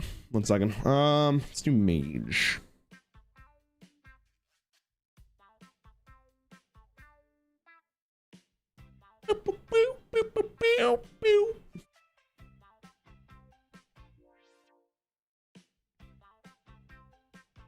Jailhouse Mana Storm. 5 mana 5/5 battlecry. After you cast a spell this game, summon a random minion of the same cost.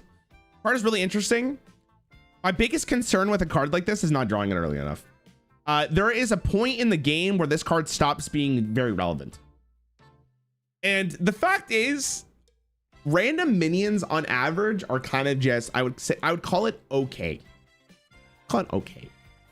That's how I describe it. Okay. Okay.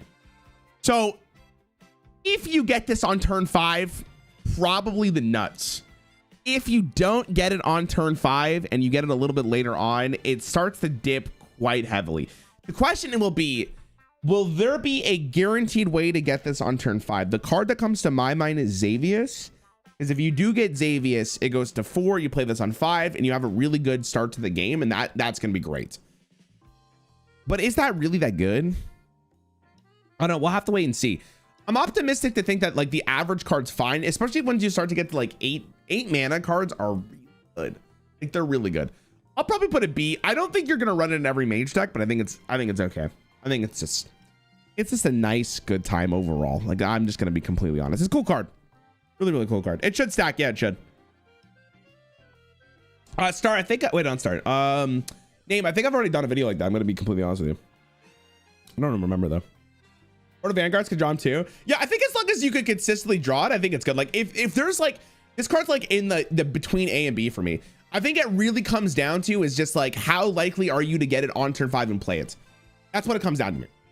Maybe it's slow, but like it's the conversation of like prepared, right? You can look at it prepared. Prepared is like a turn off to get a really powerful turn afterwards. Mana Storm is like, you take a turn off to play a 5-mana 5/5, which is fine. But like, it's a gift that keeps on giving for the rest of the game. Like that's pretty decent. Like, that's good. Like this is good. And I think like that kind of logic is meaning that as long as you can get on turn 5, good card. But we'll have to wait and see.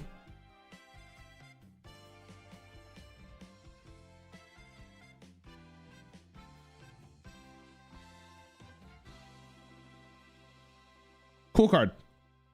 We'll see where it ends up being.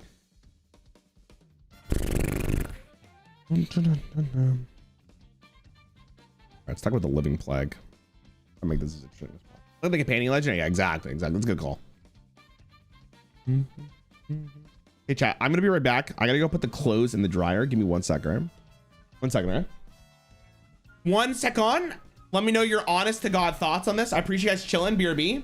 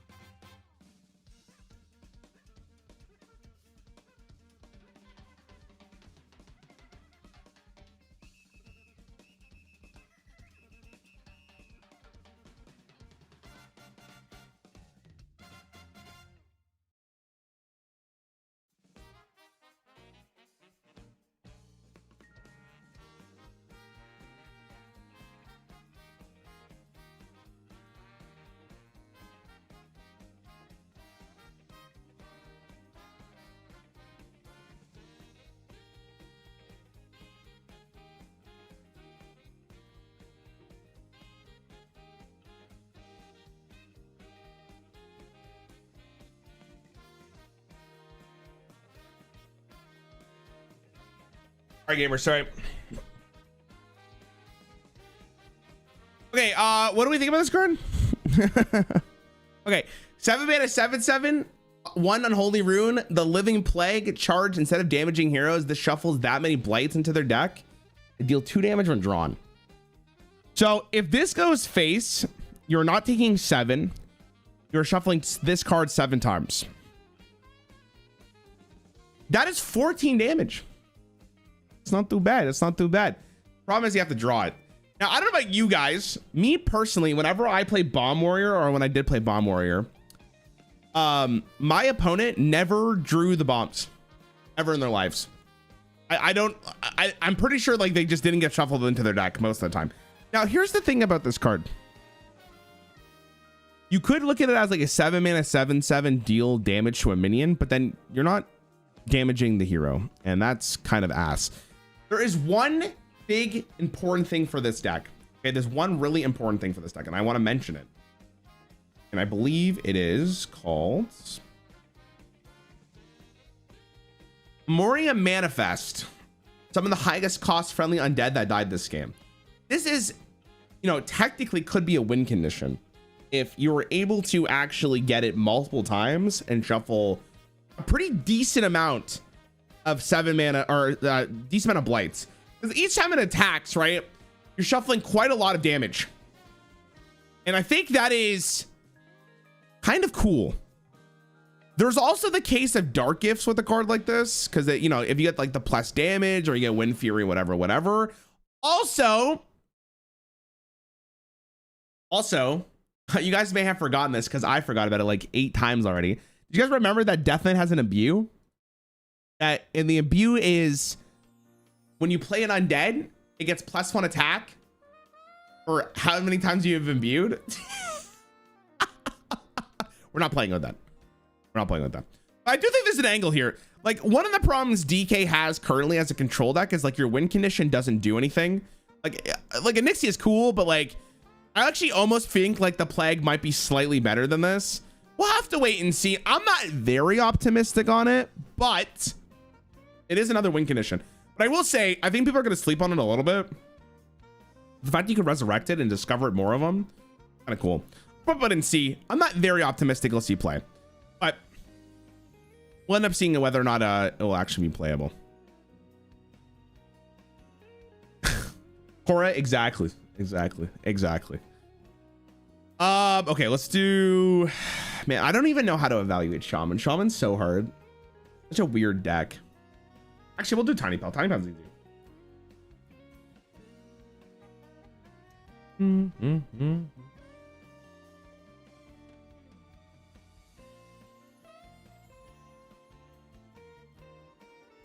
Whose fault is that?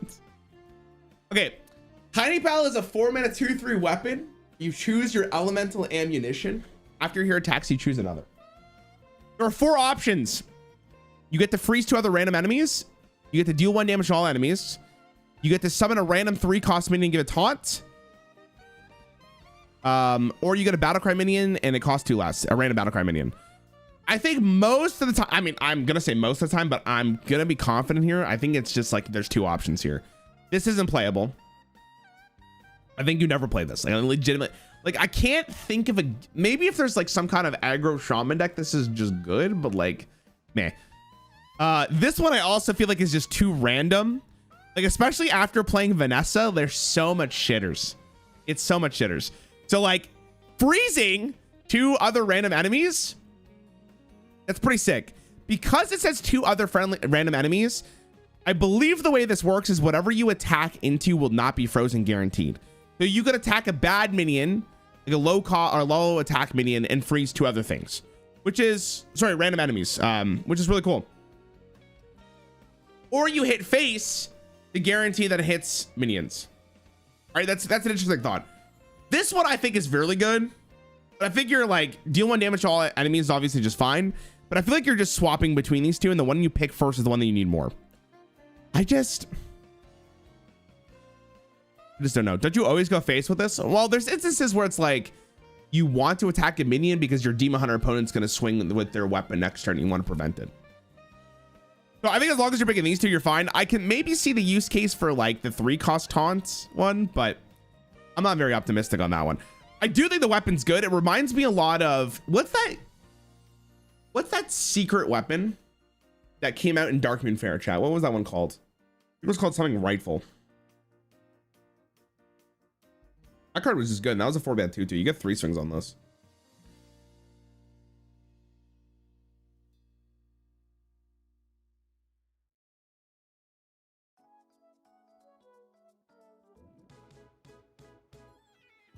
Or something there. Yeah, that looks good. That looks really good. Yeah. Oh yeah. The vibes there are off the charts. The vibes there are absolutely off the charts. Okay, next. All right, Mugsy. 6 mana, 6/7. Start a game. If your deck has no other minions, get Mugs hero power. If it has no spells, get Z's. Mugs is your first minion each turn, costs 2 less, and Z's is every 5th minion you play triggers its battle card twice. This one's really like, this is probably the hardest card to evaluate in the set for me. Because not only are you evaluating how good the hero power is, you're also evaluating how good the deck is. And I think that is an extremely hard thing to do. The other really cool thing about this card is the more cards that are added to the game, the better this will end up being. But I just don't know. I really don't know. Like, looking at the cards given, it's really interesting. I think the better one is no minions. There are ways for you to get minions. It's just, in my opinion, this card's not bad. Or I'm gonna give you the same courtesy I give to Alex. You're biased, and I can't listen to you, unfortunately. I don't know how to. I really don't know how to rate it. For the record, Cora, I don't know if Alex has ever mentioned this to you. Every single time he goes, yeah, I think this card's pretty good, I go, you work for the company. I can't listen to you. It's straight bias. Cora, I have to like, every time he goes, I go like, oh, Alex, how cool is the mini set? He goes, oh, I think it's pretty sick. I'm like, okay.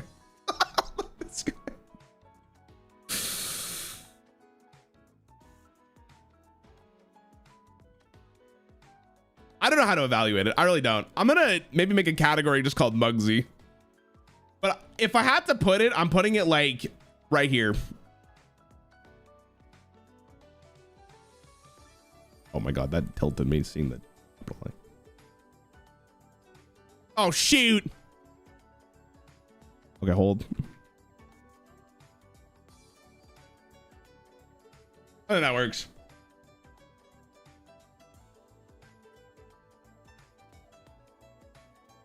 I don't know.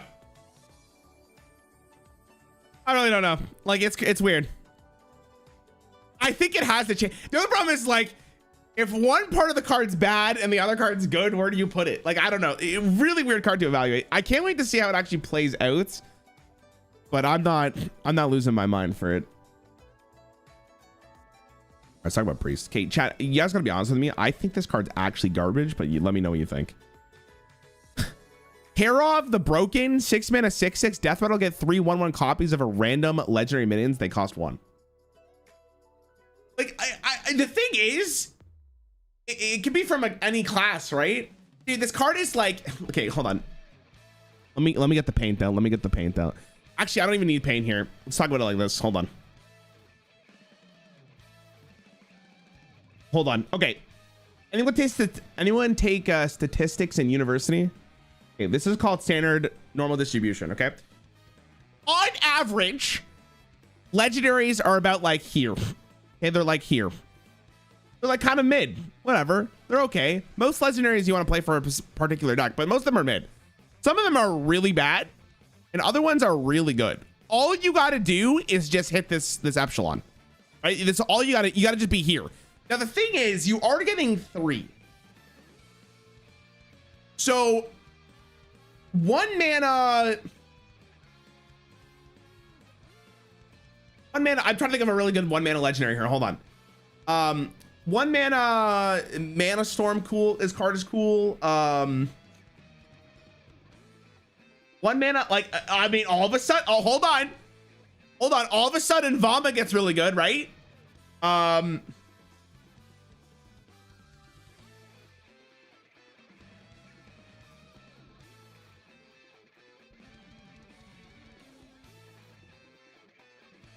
Vanessa, maybe?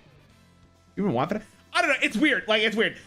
The thing is like the average legendary is not just good to slot in. Like you usually want to build for it. It might be Disneyland. It might be Disneyland, man. I'm gonna be honest. The thing is, like, it's a death rattle. I know there's like cards that interact with it now because we saw the preset, and there are ways to get trigger its death rattle again. Like we saw this card. We saw the undeath sentence. The problem is, man. The problem is I just think on like for death rattles, you want to play this card. Oh, not this one. Where is it? I think this card is like giga broken. So I'd rather play this death rattle than the other one. I don't know. It's probably just, I'm just gonna listen. I don't think it's, can we just put it for C? Like, is that fine for everybody? I literally think it's probably just F, but like, it's kind of funny. Like it has sauce to it. You know what I mean? Like it's kind of cool. Average legendaries don't have battle cries more than the average cost. Yeah, but most of the battle cries like are synergistic, right? Wait, Cora, can you generate fabled cards? Probably not. But Medivh is cool. No, I don't think you can. Shit. I'm just looking at the average legendary for priest. I'm just not even excited for it. So it's like, like imagine. Okay, it's F. It's F. It's F. It's F. It's not playable. It's not playable. It's funny as fuck though. Cool card. The gamers in bronze are gonna have a field day with that one.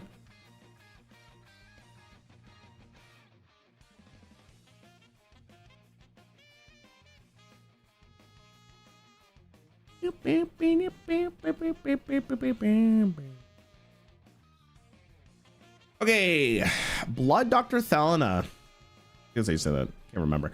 I'm in a 4/5 battle cry. Get a oh my god, not a random. Get a second hero power that costs corpses. I've heard random so much today. It's actually insane.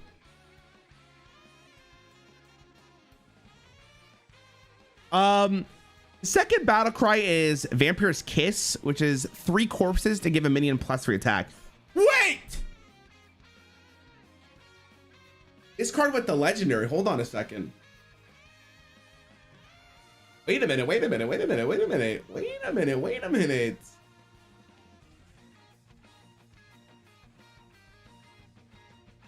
That's kind of it. Okay, anyway, sorry. The fact that you still get to keep your other hero power is amazing. This card has the issue of like, if you don't draw it early enough, it kind of doesn't do a lot. You have to play stuff. At least you have your hero power to look forward to, right? Every single time. 1 blood, which means there is some restriction for deck building. It's probably just good though. I feel like this is a card that you could probably slot into a variety of different decks and it's just good. Like the extra hero power is just good. I said good like 8 times right there, but you have so many, like with the other cards in this expansion, there's just so many ways to generate corpses.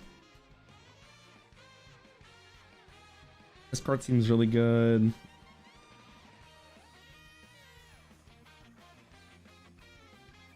Yeah, it's probably playable. It's like a redo of the DK imbue. No. This is the expansion where it's gonna shine, dude. This is it. I'll probably put it in like B. I think it has potential. For 1 every turn. I wouldn't look at it like that because that means you're spending 2 mana guaranteed on the hero power, and then you also have to have the corpses to use +3 attack.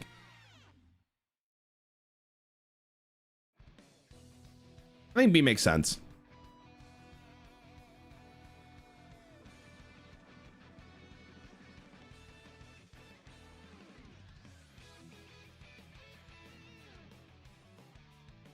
All right, let's talk about Demon Hunter.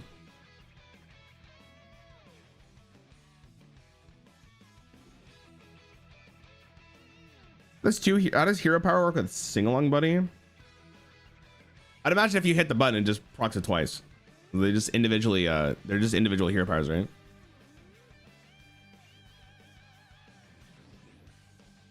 Okay, 4 mana 7/5 Lifesteal Battlecry. Send your deck to the void at the start of your turns. Get 2 cards from the void, and it's a 7/5 man with Lifesteal.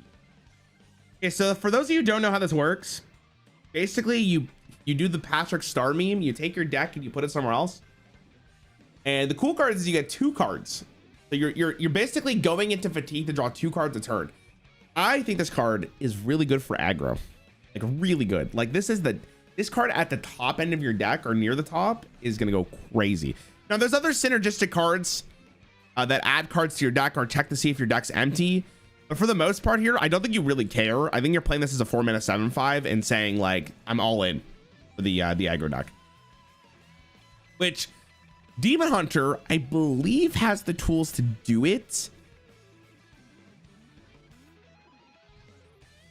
Also, the cool thing is you can run the Eternal Hold in a deck that has minions from the very beginning. You take fatigue. You do fatigue. Yeah, you do take fatigue. You do take fatigue. So that's really interesting. Really cool card, to be honest with you. Cool game changer. Or rule breaker. What do they call him? Rule breaker. Hold on, I just gotta see how good works with Broxigar. Yeah, I would. Yeah, as long as you have the portal to begin with. Well, I guess you could draw into it, right? But yeah.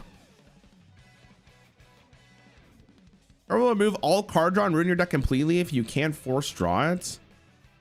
Wait, what do you mean?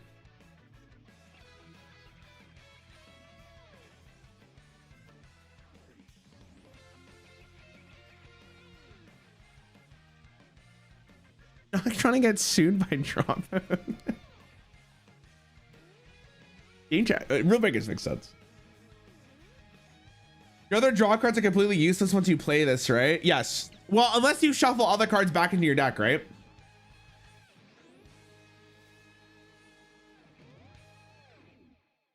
I understand you're hyping Korkron Elite as such a strong card, classic card, but then giving the upgrade just a B. Oh my god. Okay, can we get something clear here? I don't know what your guys' problem is. A B does not mean the card's bad. B means the card is probably gonna get played. By putting Warp Tooth in B, it does not, I'm not calling it shit. I'm not calling it unplayable. I'm calling it, it's good. A tier is like, this card's probably gonna get played in every single deck, or it's gonna make a deck on its own. Like, Warp Tooth is a good card, but it's not bad. Like, what are we talking about? You're calling it Azalina tier? You guys, I don't understand why you guys think Azalina is so bad. It's gonna be so funny when Azalina's meta and you guys are like, oh, Rarran's actually a genius. God, please let Azalina be meta. Please, please, please, please, please, please, please. All right. I think what about this card? I think this card's good. How good is aggro DH gonna be, chat?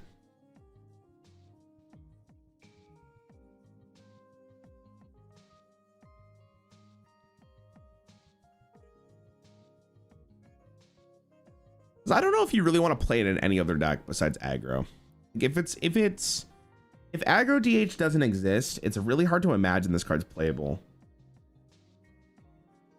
Because drawing 2 cards a turn is so strong. You're saying stuff that generates random stuff is bad, and this generates 20 random cards that you draw through. Okay, but you're not. Okay, oh my god, oh my god, oh my god. Your opponent, on average, puts really good cards in their deck because they want to win games, right? It's not just random. Your opponent puts really good cards in their deck. So by getting 20 cards from their deck, you're getting 20 good cards on average. And then on top of it, there's already payoffs in the deck for Azalina. It's not like I'm just randomly generating cards. Now, am I going to sit here and tell you that every game it's going to be the best game, best deck in the game? No, of course not. That's why it's in B. Thanks for listening.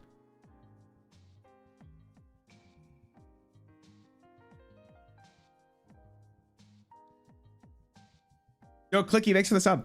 Here, you know what, chat? I'll tell you what.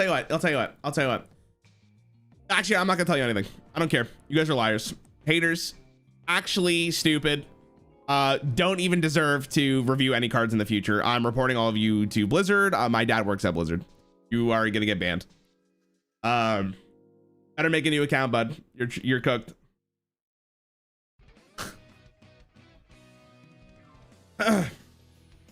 Herald equals auto lose. No, it doesn't, because if you get the legendary in your 20 random cards, then you're chilling. Thank you. God damn. Anyways. Okay. Sorry, I'm getting distracted. I don't see aggro DH working out too much. So we'll put in C.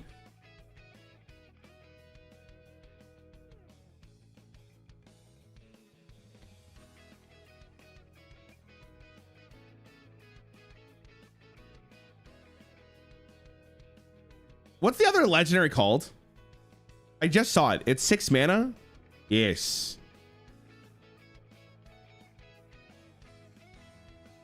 Or I don't see the aggro deck. I don't see it. Also, I'm Demon Hunter biased and I want them to fail. Maybe explain it like this with Azalina. It generates a good baseline against most decks, since decks don't really counter themselves and the rest is your win con. No matter how I explain it, I'm gonna get Keck W dat and LOL dat. There's no winning with chat. I am losing this battle 100% of the time. We could see the inverse of this with, what's this card called? Wartooth. You guys are calling this the greatest card since Patches the Pirate. I think you guys are completely wrong, but it's still a good card. And you guys are sitting here saying like I'm stupid, but I can't. The inverse where I think you guys are wrong, it's like I'm an idiot. I can't win. I can't win. Anyways. Trash Tath, I think that's how you say this. Soul Parasite, 6 mana, 1/1. Prepare Rush after you summon a demon, gain its stats. Now when you first see this card, you go, XD, what are we doing? What is Blizzard cooking with this one? This one is the worst card I've ever seen. Here's the thing. We have a new mechanic in this set, which is, hold on, I gotta find it. The Void Soul. Void Souls are summon a random 1-cost demon, improve your future Void Souls. There is ways to get up to 10, and I imagine you can generate even more. Once you start getting to about 5 mana, all of a sudden, these cards go from being all right to pretty decent. And then once you hit 8 mana, low-key 8 mana demons, pretty goated. 10 mana demons, pretty goated. There's a 9 mana demon that's also pretty good.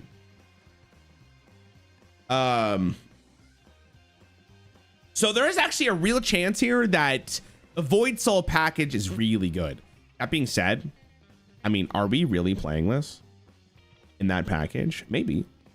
Honestly, you don't even really have to prepare it. I'm shocked this card got the prepared. The 6 mana for this is like, it's not even that bad. If the rest of the spells are 1 cost, I guess you can do a better turn. But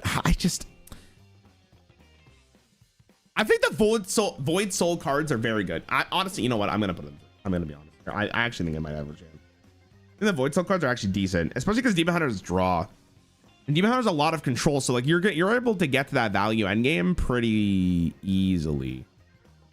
I think. I mean, but it's not because of this. It's because of like the Void Soul cards. It's probably C. Okay, now we're gonna leave. Or we're gonna go to the 3 coolest ones in my opinion, other than Azalina, of course. Let's talk about Slice and Dice. Okay, Slice and Dice is a 5 mana spell for Rogue. Replay all other cards played this turn, targeting enemies if possible, and you end your turn. What a cool effect.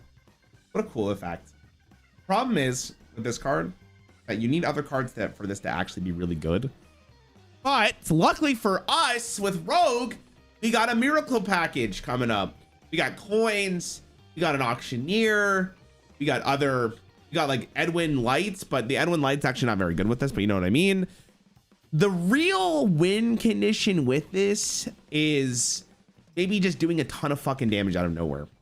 Like maybe you don't even go for like the miracle minion package. You're going for like damage.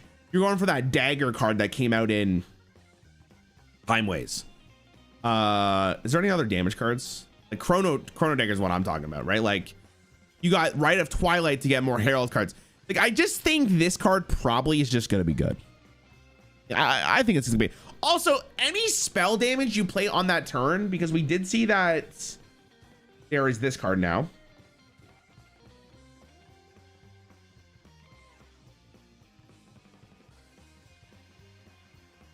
Yeah, what's that card called? Here we go. Because this would summon again on Slice and Dice. Wait, Cora, are you still here? There's actually a really important question I have to ask for Slice and Dice. Is Slice and Dice random, or is it in the order you play it? Because if it's in order, it actually is so insane. Random, there's a different story. One sec, okay. Because I'm thinking, like, if you get to go Geomancer and play a bunch of burn, and then Slice and Dice goes Geomancer again, and then you get to play the burn again, like you're just adding more damage, right? That's actually a really interesting point. I never even thought about it. I'll have to wait and see what Chorus does here.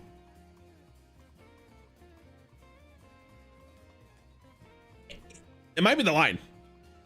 The Spire wants their card back. Be the Spire. Waiting. Random order. Fuck. Okay, if it's random order, is that play still good? Probably. It's probably fine. I don't know. I think the card's playable. Like, it just seems good. I'd be shocked if it wasn't played. I think with all the coins you're getting for this set for Rogue, like, it just seems good. Can you randomly generate it? Or is it like the card from Festival of Legends is the other question, I guess. But even then, I'm not going to value it off the fact that you can randomly generate it. I think it's B. I think it's fine. Really good. Seems like it could be really good. It's what I just said. The potential's there. I think a lot of this card's going to come down to how good the coin package is for Rogue. All right, last but not least. Definitely not least. Let's talk about Hunter here. Hunter has the not the coolest, one of the most powerful sets I think I've seen in a hot minute. I think they look really good. And that is for two different reasons. One, let's start off with the Rat Catcher, because I think the Rat Catcher is easy. 3 mana 4/2 copy all spells in your deck. Death Rattle, draw one. Depending on what spells you put in your deck, this card is probably one of the best cards we've seen in a hot minute. Would you guys like another Tolvir? Absolutely. Would you guys like, I think the main reason you're going to play this though is this card. This card seems good. Arcane Tripwire, immediate removal followed up with more removal and or damage. And then on top of that, you can play it twice and then copy it. And then you also, which is even cooler, you get to draw cards with the weapon. Oh my God, it's fucking cinema, dude.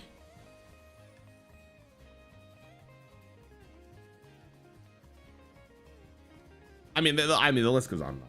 I'm gonna be cool. You have to find a good density of like spells that are worth playing in your deck for Ratcatcher to be playable. But I don't even think Ratcatcher is like the dream. I think just most of the spells you're gonna copy are good. It's the same thing with Azalina, right? Like you're putting good cards in your deck for a reason. Copying good cards is usually pretty great. You know what I mean? You guys know what I'm saying? Am I right, fellas? Up top. Also, tracking is this. Yeah, true. I'm putting this in B. I think this is a good card. Okay, but this is the card I really want to talk about. King of the Underbelly, 6 mana, 6/5 of building your deck. Pick 3 Contraband Beasts. Battlecry, discover one. A cost. This card is so cool, man. Have we ever had an effect like this in our lives? Where we get to pick a beast from another class and add it to our deck? And you get to pick 3? And you reduce the cost?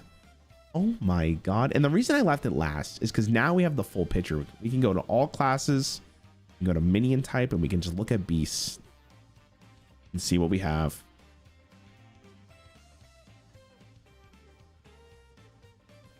What do we want? Like, guys, are we serious? Actually, no, that's not even that good. I've only had a charge. Yeah, what do we want to see? Omen's cool. Terra could be interesting. Probably not good enough. I don't think I really care about that. Hey, Hunter's got some cool beat. Mage, no. Ursel, kind of sick, kind of sick. First was a thing. Okay, I mean, you're right, but I mean, I'm gonna be mad for you being right. I'm gonna be a little upset by it. I'm not gonna lie to you. Shaman, not really. Warlock with Agamaggan, kind of goated. Not gonna lie. Cool card, cool card to put there. You guys, I think this is probably going to be the biggest one to look at.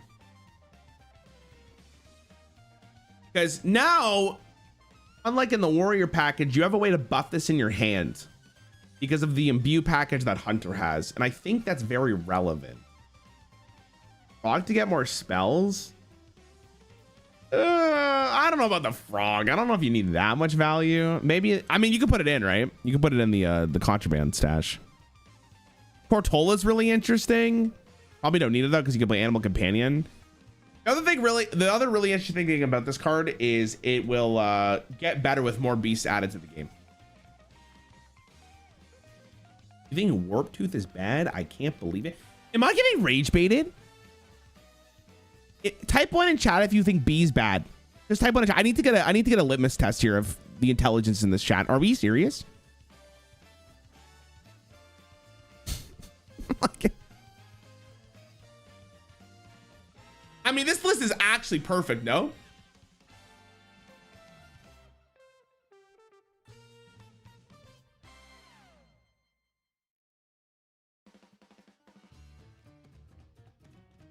I think it's cinema.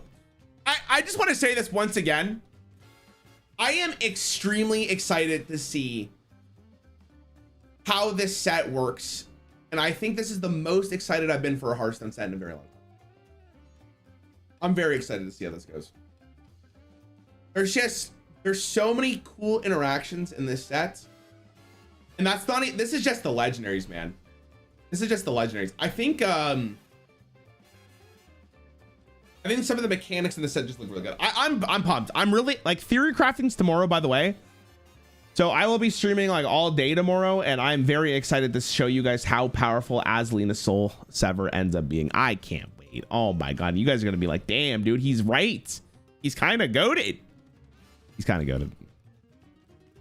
He's actually.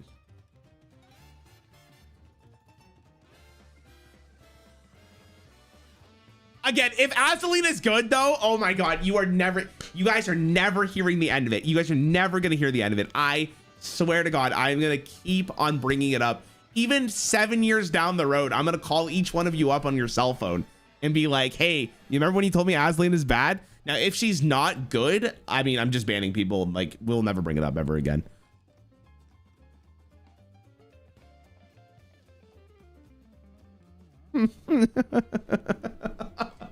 I'll just ban everyone who says reminder that you have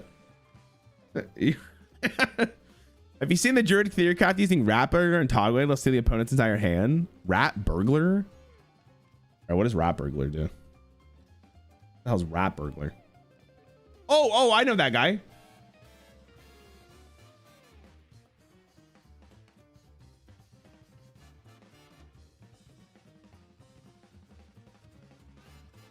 That's probably Giga meme. I'm not gonna lie to you, but pretty cool. Pretty cool. Actually, hold on. Let me. Also, I'm gonna message Maxi. You guys know Maxi, rank 1 legend currently in I think Asia right now. Also, do you think Azalina is a good card?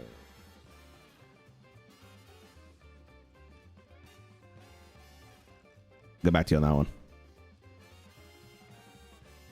Get back to you. All right, chat. That's my tier list. Now the question is, I'm playing. Rothel and I are going to be playing Elden Ring Randomizer in an hour.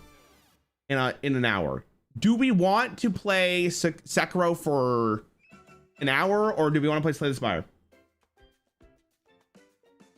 I haven't beat the last boss in Sekiro. I'm kind of waiting on that shit.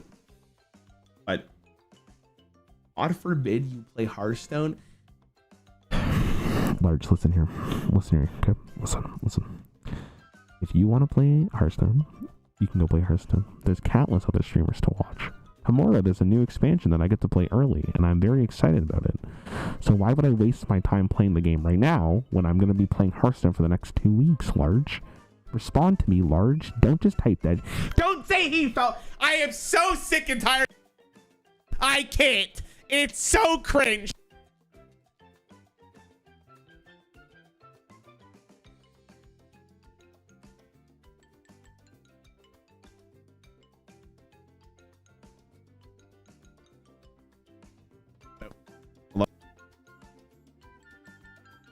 We're back. Wait, we're back. Okay, cool. Okay, what are we doing? Type 1 for...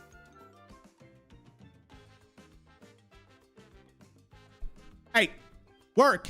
Okay, huh? Wait, we're back. Type 1 for Slay the Spire. Type 2 for Sekiro.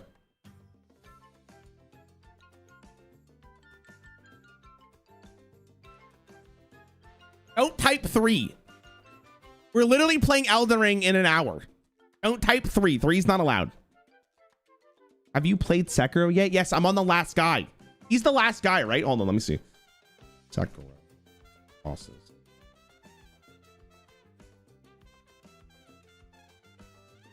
I'm here. I'm right here. This is the guy I'm at. I'm right here. And let me tell you, I've almost beat him. What decks are you excited for the new expansion? Priest, Priest, Priest. I will be playing Priest for like probably half the stream tomorrow. I swear to God. Yes, do a poll. Poll. What to do? Slay the Spire 2 modded. Sekiro final boss. Vote. I'm probably ending YouTube stream because every single time I do something else on YouTube stream, people go, "This isn't Hearthstone," and it tilts me. Hey, why are you guys writing 10-minute stream? Oh. Tomorrow?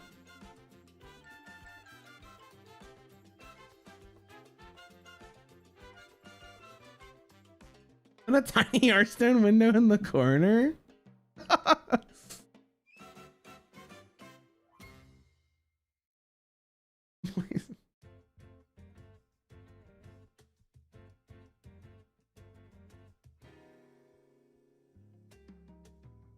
All right, wait, we're playing with the Raffle in an hour, so I'll play Sekiro here, but when we do Elden Ring, I'm closing YouTube stream. All right, deal? Everyone, deal. Okay, guys, listen, you guys need to believe in me, okay? I'm so close to doing this. Where did I put my camera for this? I don't even remember. It was like here. No, off the music. Walk in. It's time for Sekiro. Shadows die twice. That's what it's called. Oh, I gotta change the category. Beating the final boss for real, for real.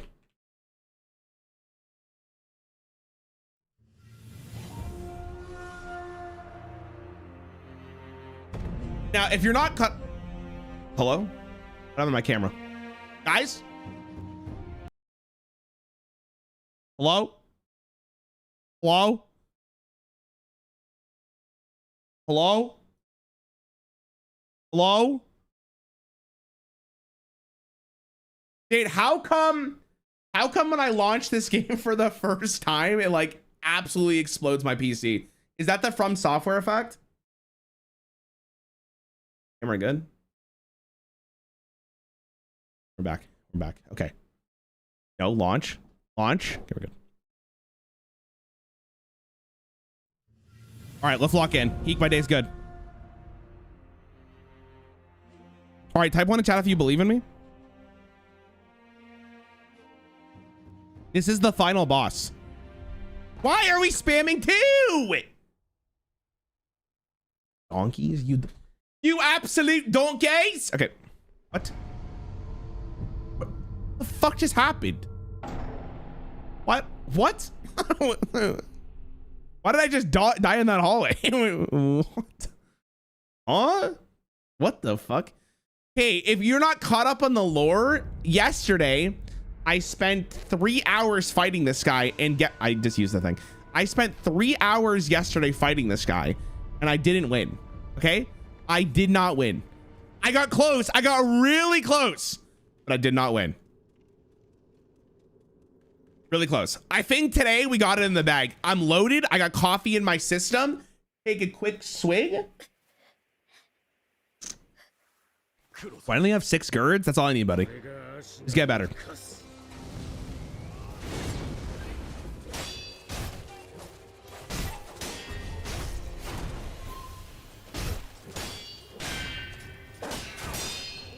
Tilt Ignite is a big cat.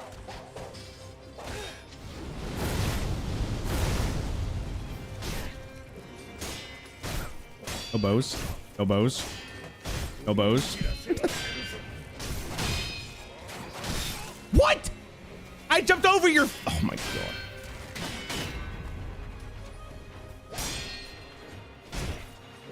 It's already not looking good, boys. Actually, we're chilling.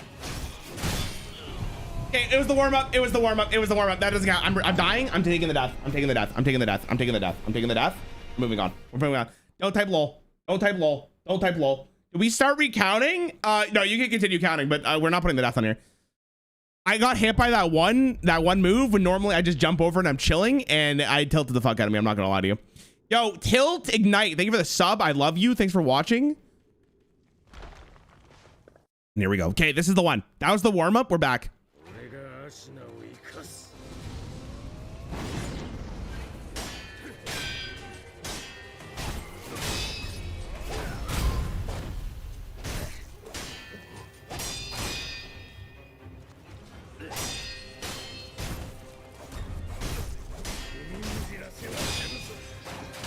What?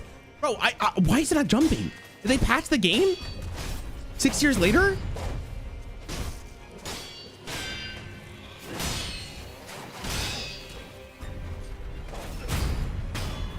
Okay, huge. All right, lock in, lock in.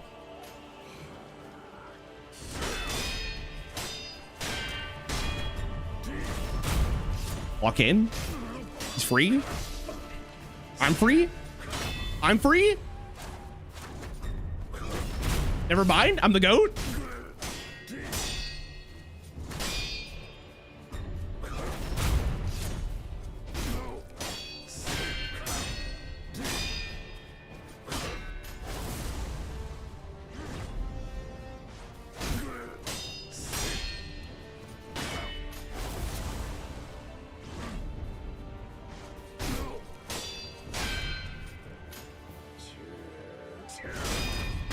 Huge.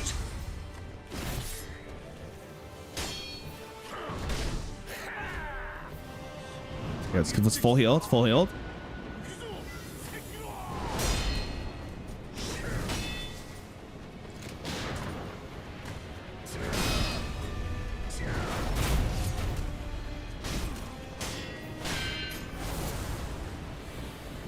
Fuck! Fuck! Stop bringing the gun.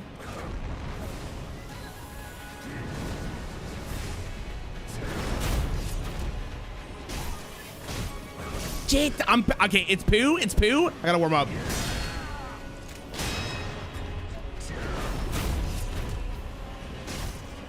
Dude, I did the same thing again. Mine 8.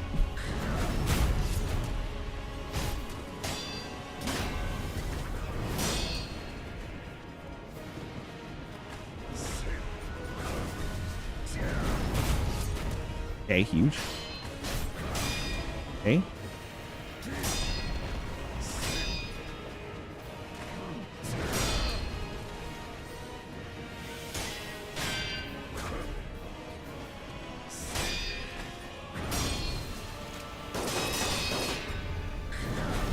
Okay. Hold. Come on.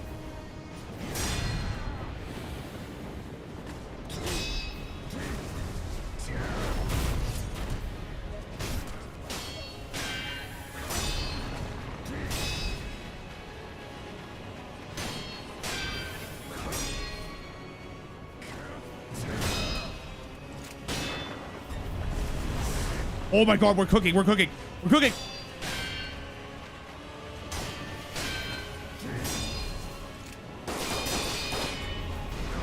No! I thought he was gonna do the pokey thing. He didn't do. Fuck, fuck, fuck, fuck, fuck, fuck. No, stop.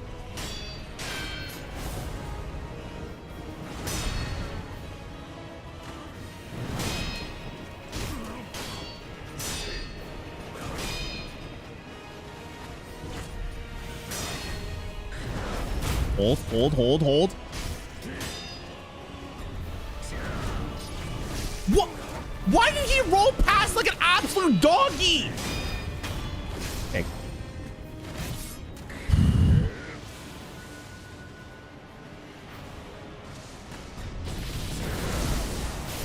What? What? Brother! Oh my God. Oh, like I did the thing, and it didn't do the thing. Okay, it's fine, it's fine, it's fine. This is just the warm-up. It's okay. It's okay to lose this. It's okay. I mean, it's just, that was the second attempt. It's actually, he's actually free low. He's like, it's a fucking walk in the park for a guy like myself, to be honest with you. It's a walk in the park for a guy like myself. I believe it's never been easier, if I'm gonna be honest.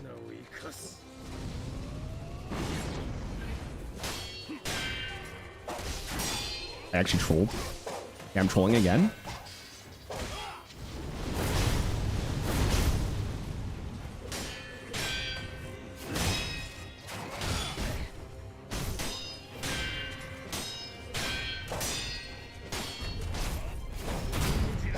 In my face, bitch.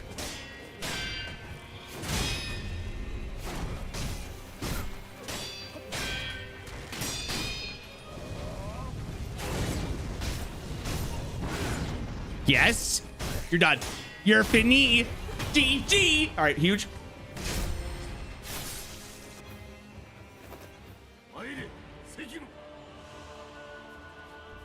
You're free, little bud.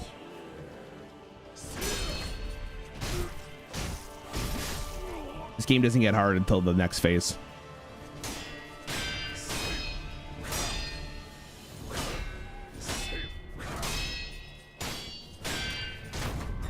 I'm dead.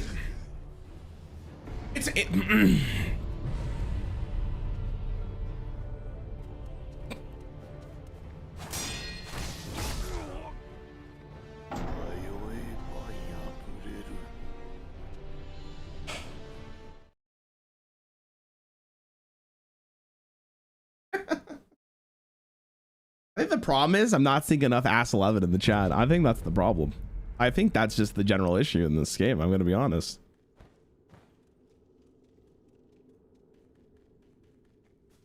And here we go. And here we go. And here we go. 1, 2.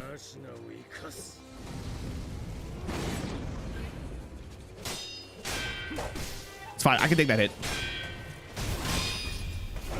I have it. Someone scratch my nose. Someone scratch my nose, please. What? Turn around! All right, this one is. My nose was itchy. My nose was itchy. My nose was itchy. I'm taking the death. My nose was itchy the whole time. Also, for some reason, he didn't want to work with me. What's this guy's name? What's this guy's name? What's his name? What's the main character's name? I should know it, but I don't know what it is. Oh my God, my nose. Is it Sekiro? I thought Sekiro was just the title. I don't know. Here we go.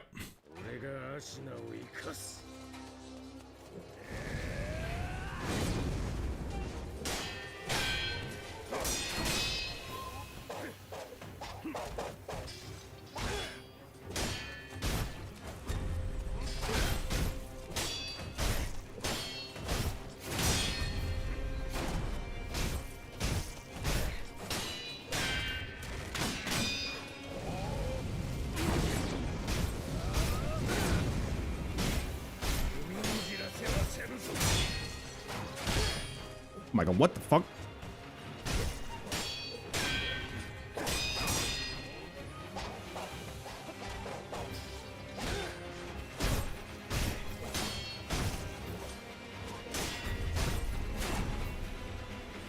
Hit Liz? Hit Liz? No, you fucking bow bitch!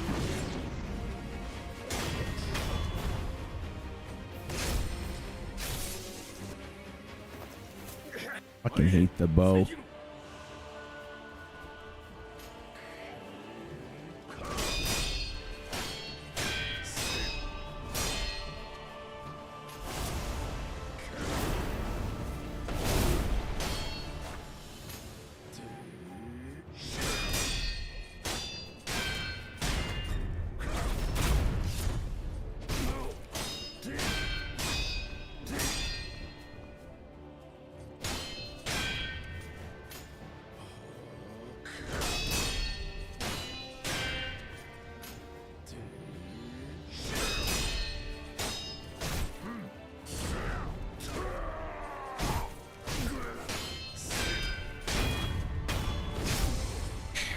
Clean, clean, clean. Not perfect, but clean.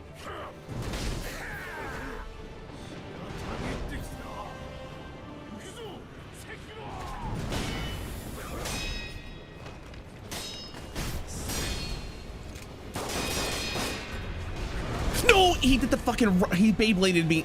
Oh my God, Skamaz.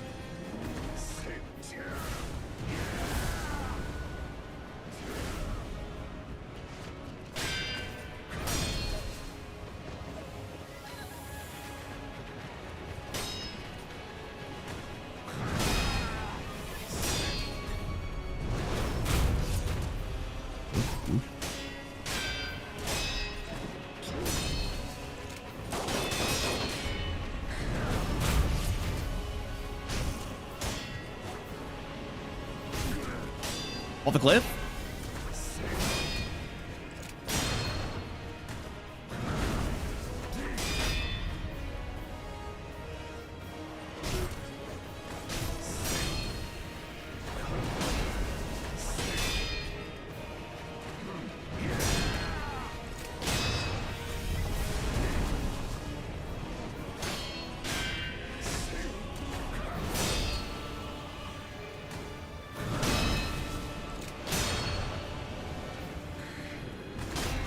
What? Where's the parry? Oh my God.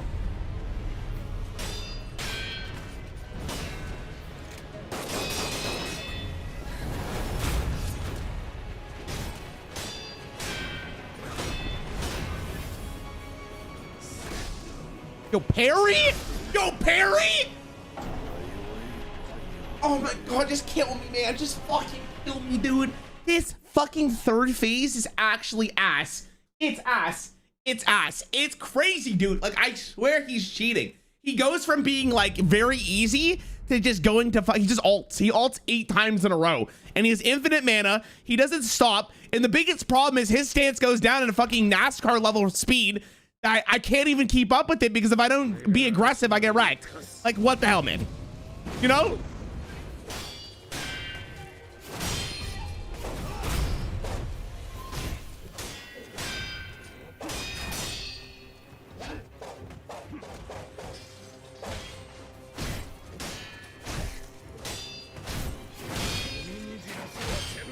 You're fucked, you're fucked, you're fucked, you're fucked. I'm in your head. I'm in your head. I'm in it. You're done.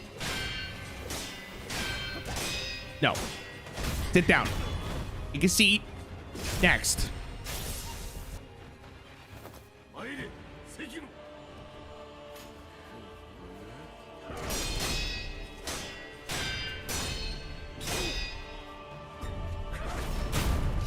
Take a seat. Take a seat.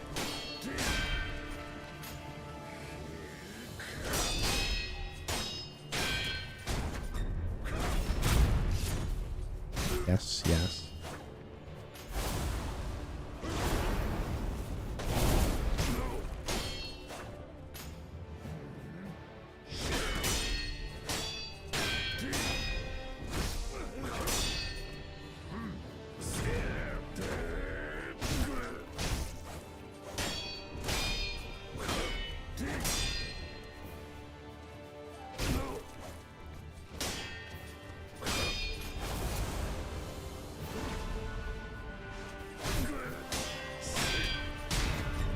You're done.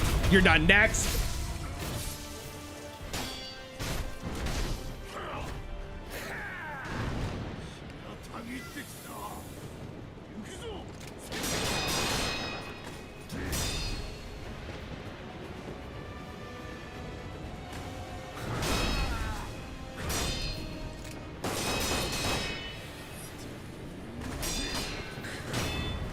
Oh, no.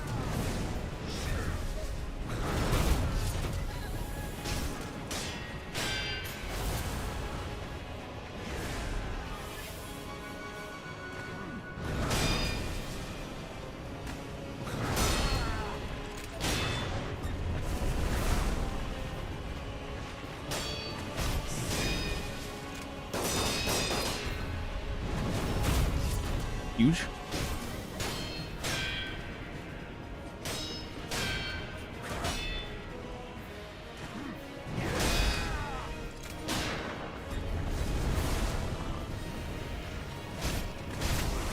No. He's such a dog, bro. What is that move? Where'd he go?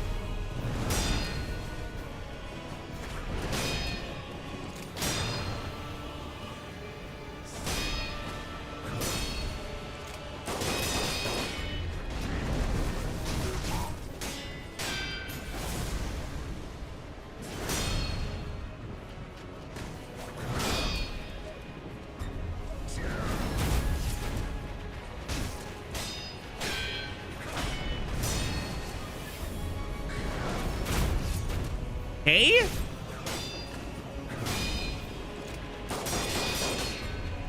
Wait. Pause.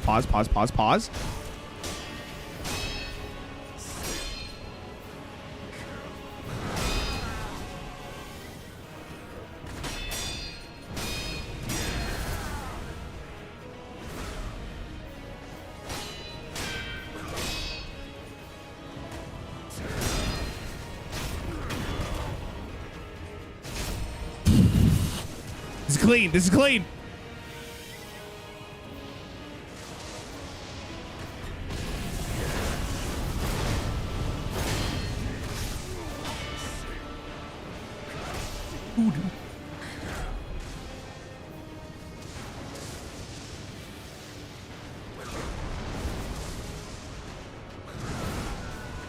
No!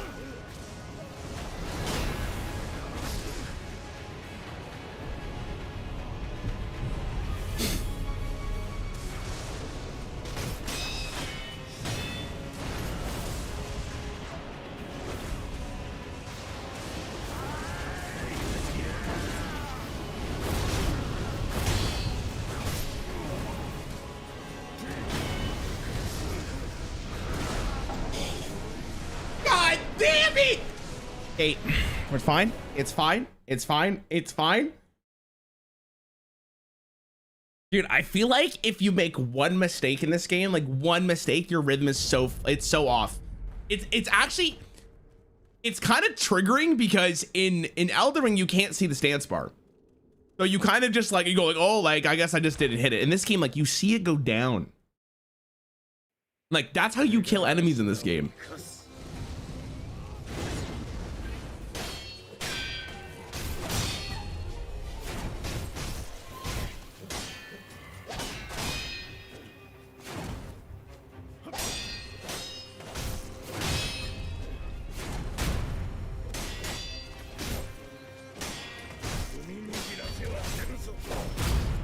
No bows. This hit him! I'm so shit. I'm stupid chair. I'm fuck. Losing to him is more tilting than losing to phase 4, dude. It's more tilting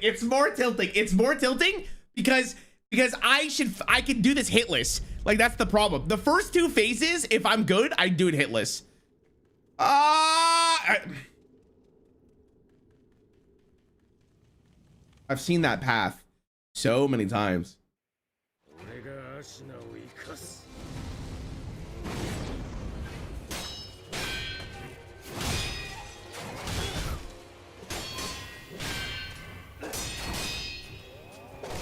Oh.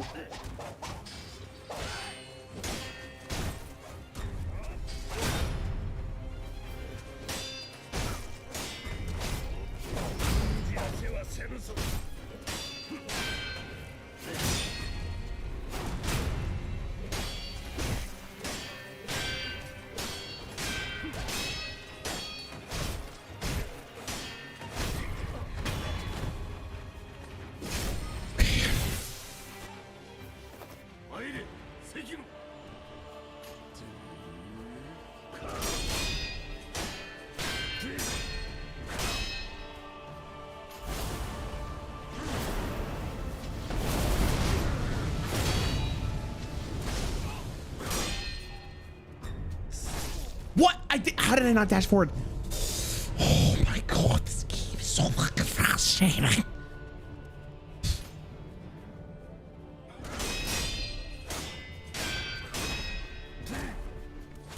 What?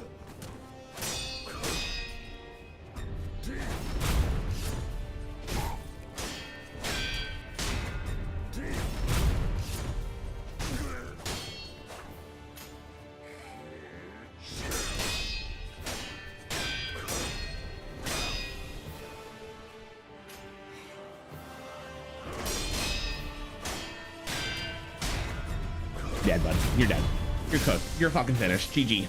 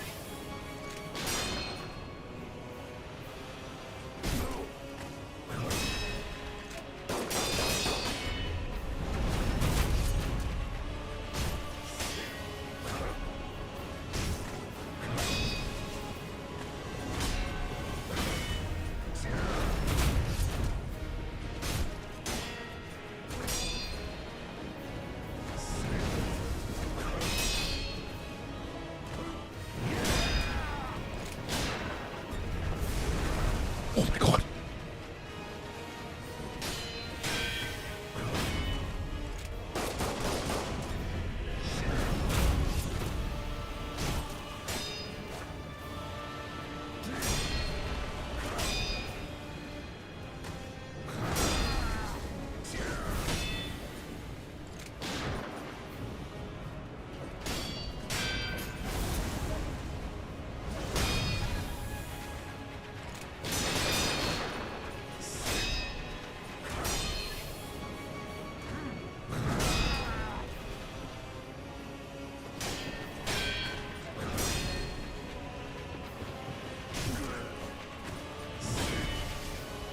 Do something!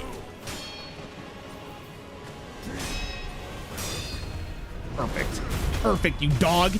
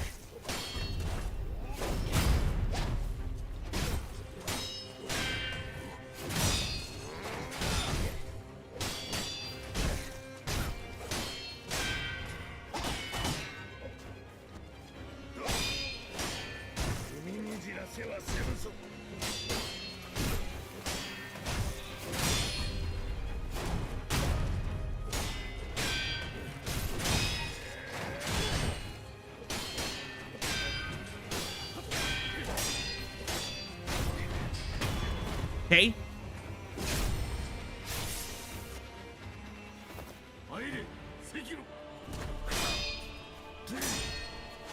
Huh.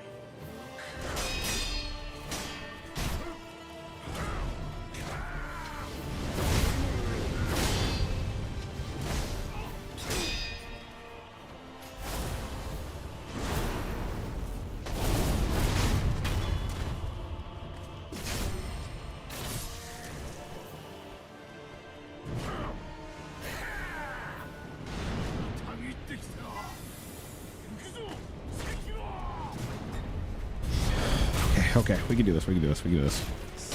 I'm warmed up. I'm warmed up.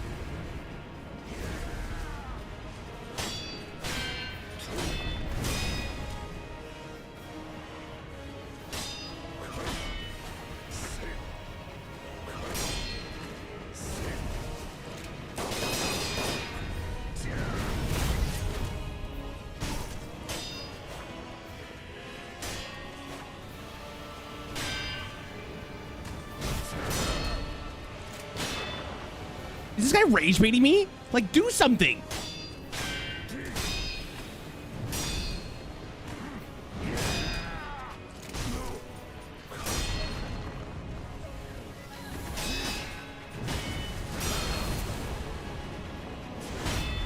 Fuck.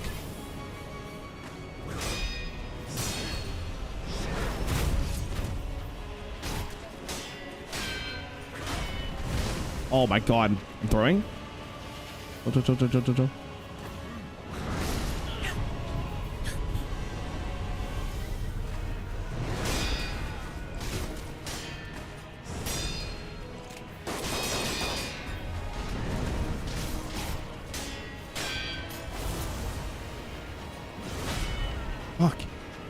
I can learn how to block that. Parry it.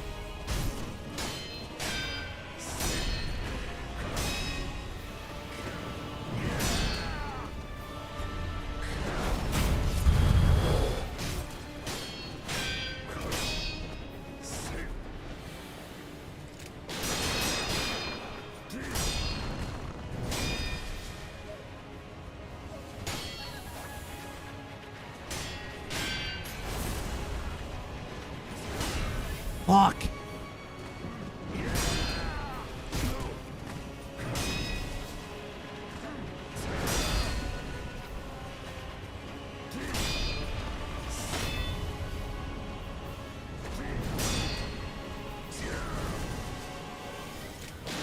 What the fuck is he? Yo.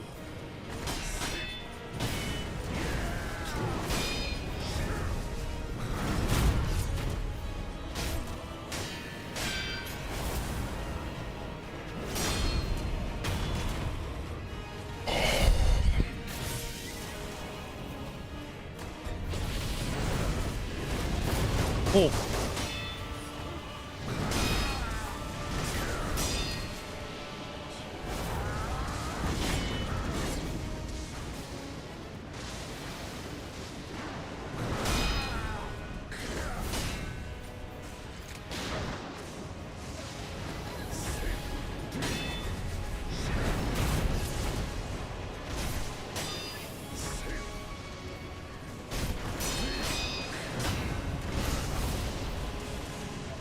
I quit.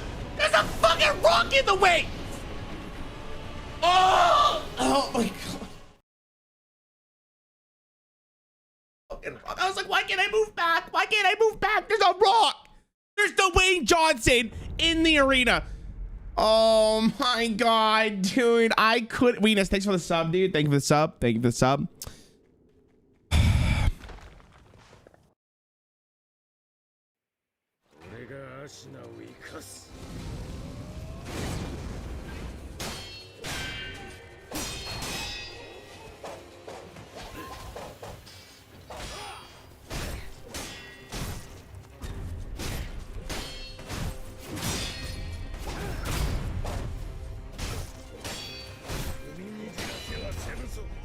Stop. Just, you're embarrassing yourself. Stop.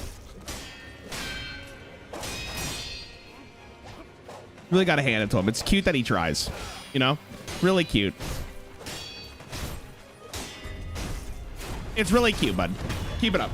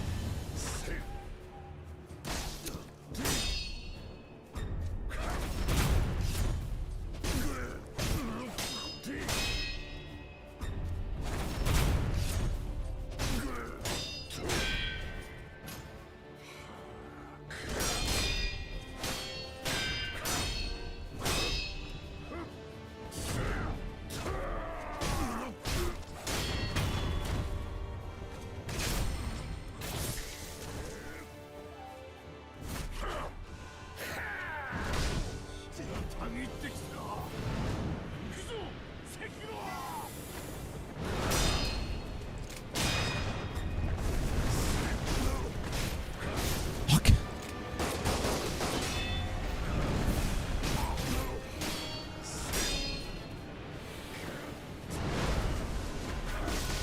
You fucking dog. You made me waste what?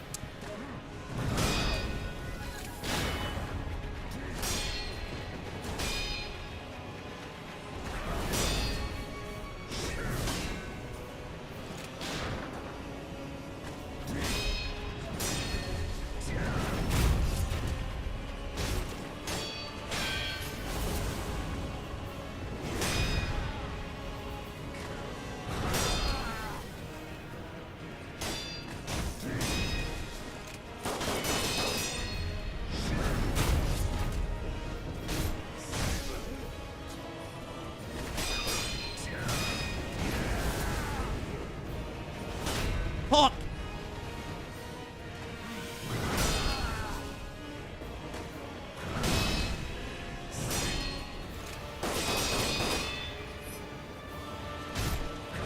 Dude, stop that. It's so unlucky.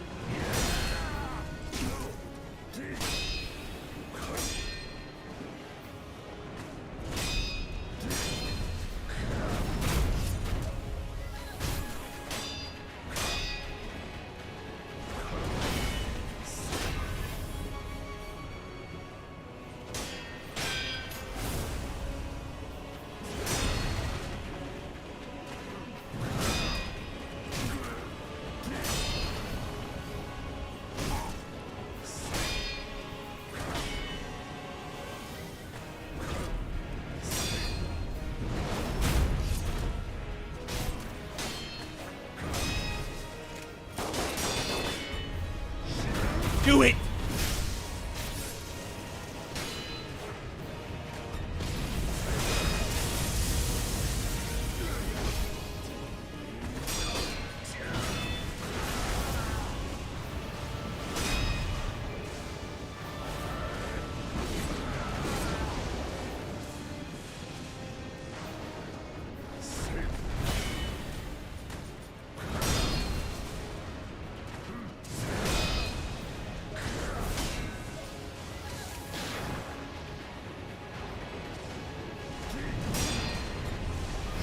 No! Oh my god!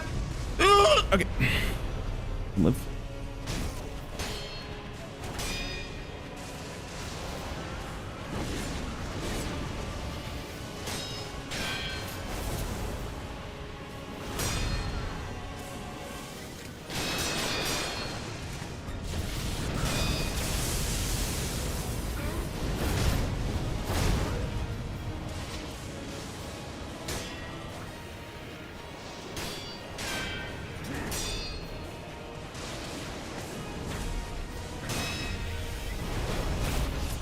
Please.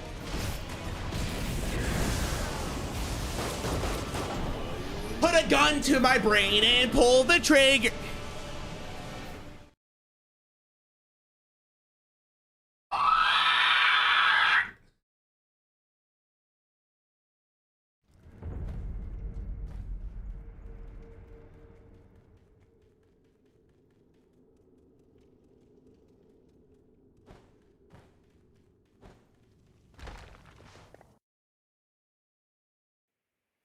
Okay.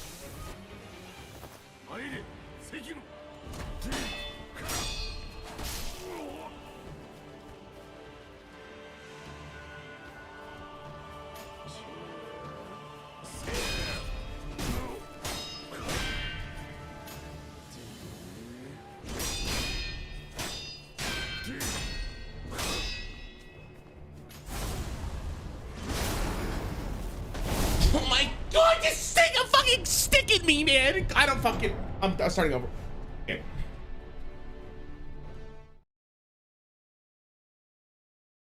Dude, I was one HP away, one stagger away from fucking doing this shit. I was one stagger away from doing this shit. I was one stagger away from doing this shit. And now, at the time you're watching this, this is the run. This is the run. This is it.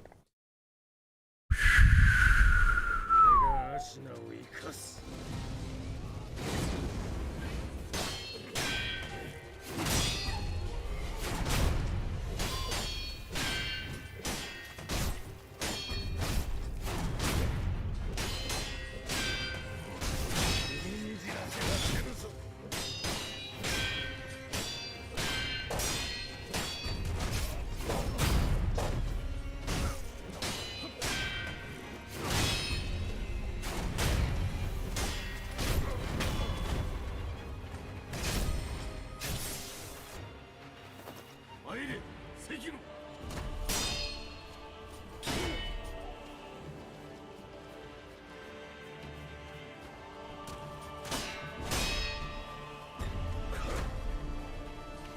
What the fuck just happened?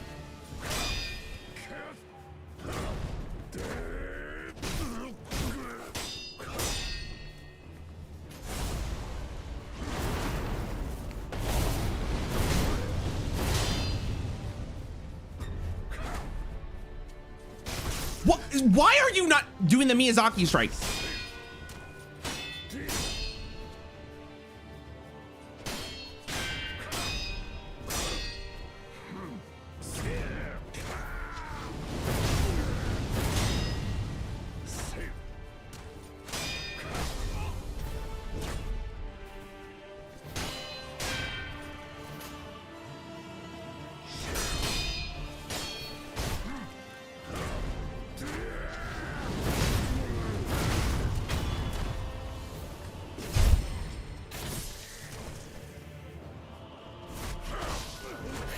What? Transform? What the fuck? That was crazy.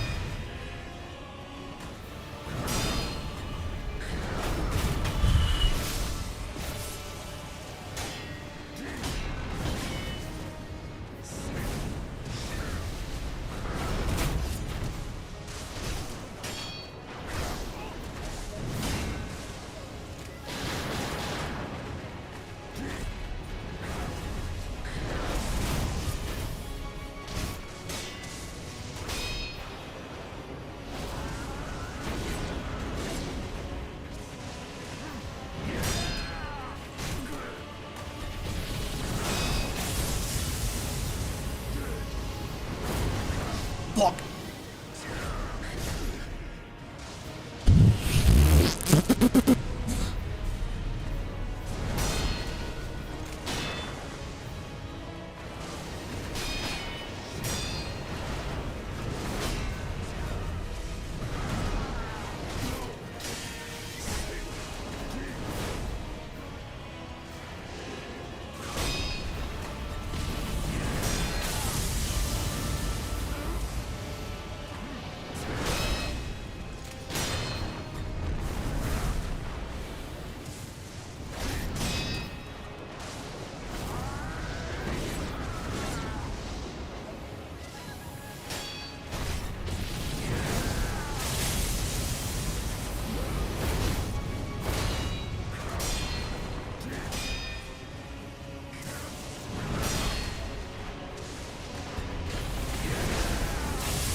It's fucking cinema, bitch! Eat shit! Eat it! Let's go, baby! Please don't tell me there's another phase. Oh my god. Oh. Let's go, dude.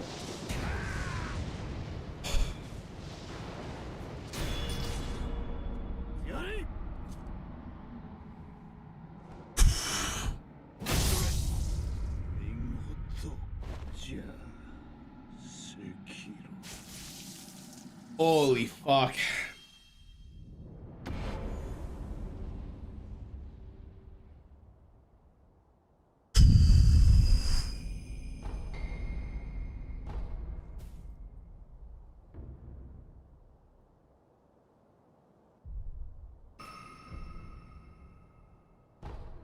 Now what? At the game?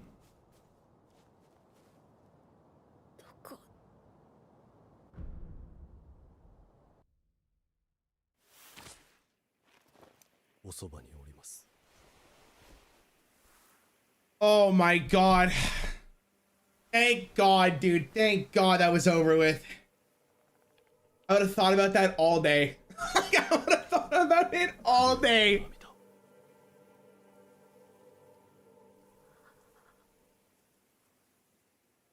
$18 hours? All right, that was about 3.5 hours to beat that boss. That was about 3.5 hours to beat it. Maybe I'll give it like 4 hours, to be honest.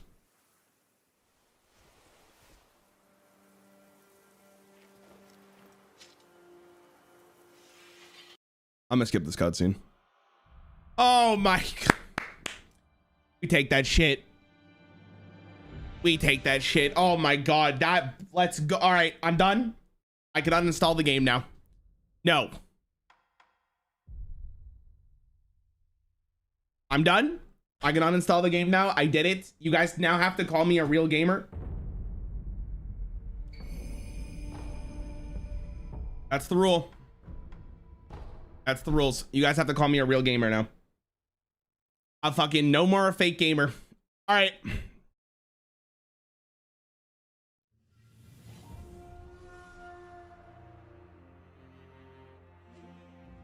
Raffle, give me a second. I don't know if he's still here. Hold on. Go get a quick little snack.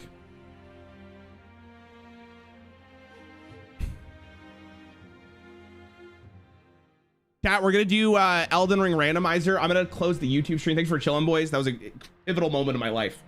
You wanna watch the Elden Ring randomizer with me and Raffle come to Twitch? Thanks for hanging out.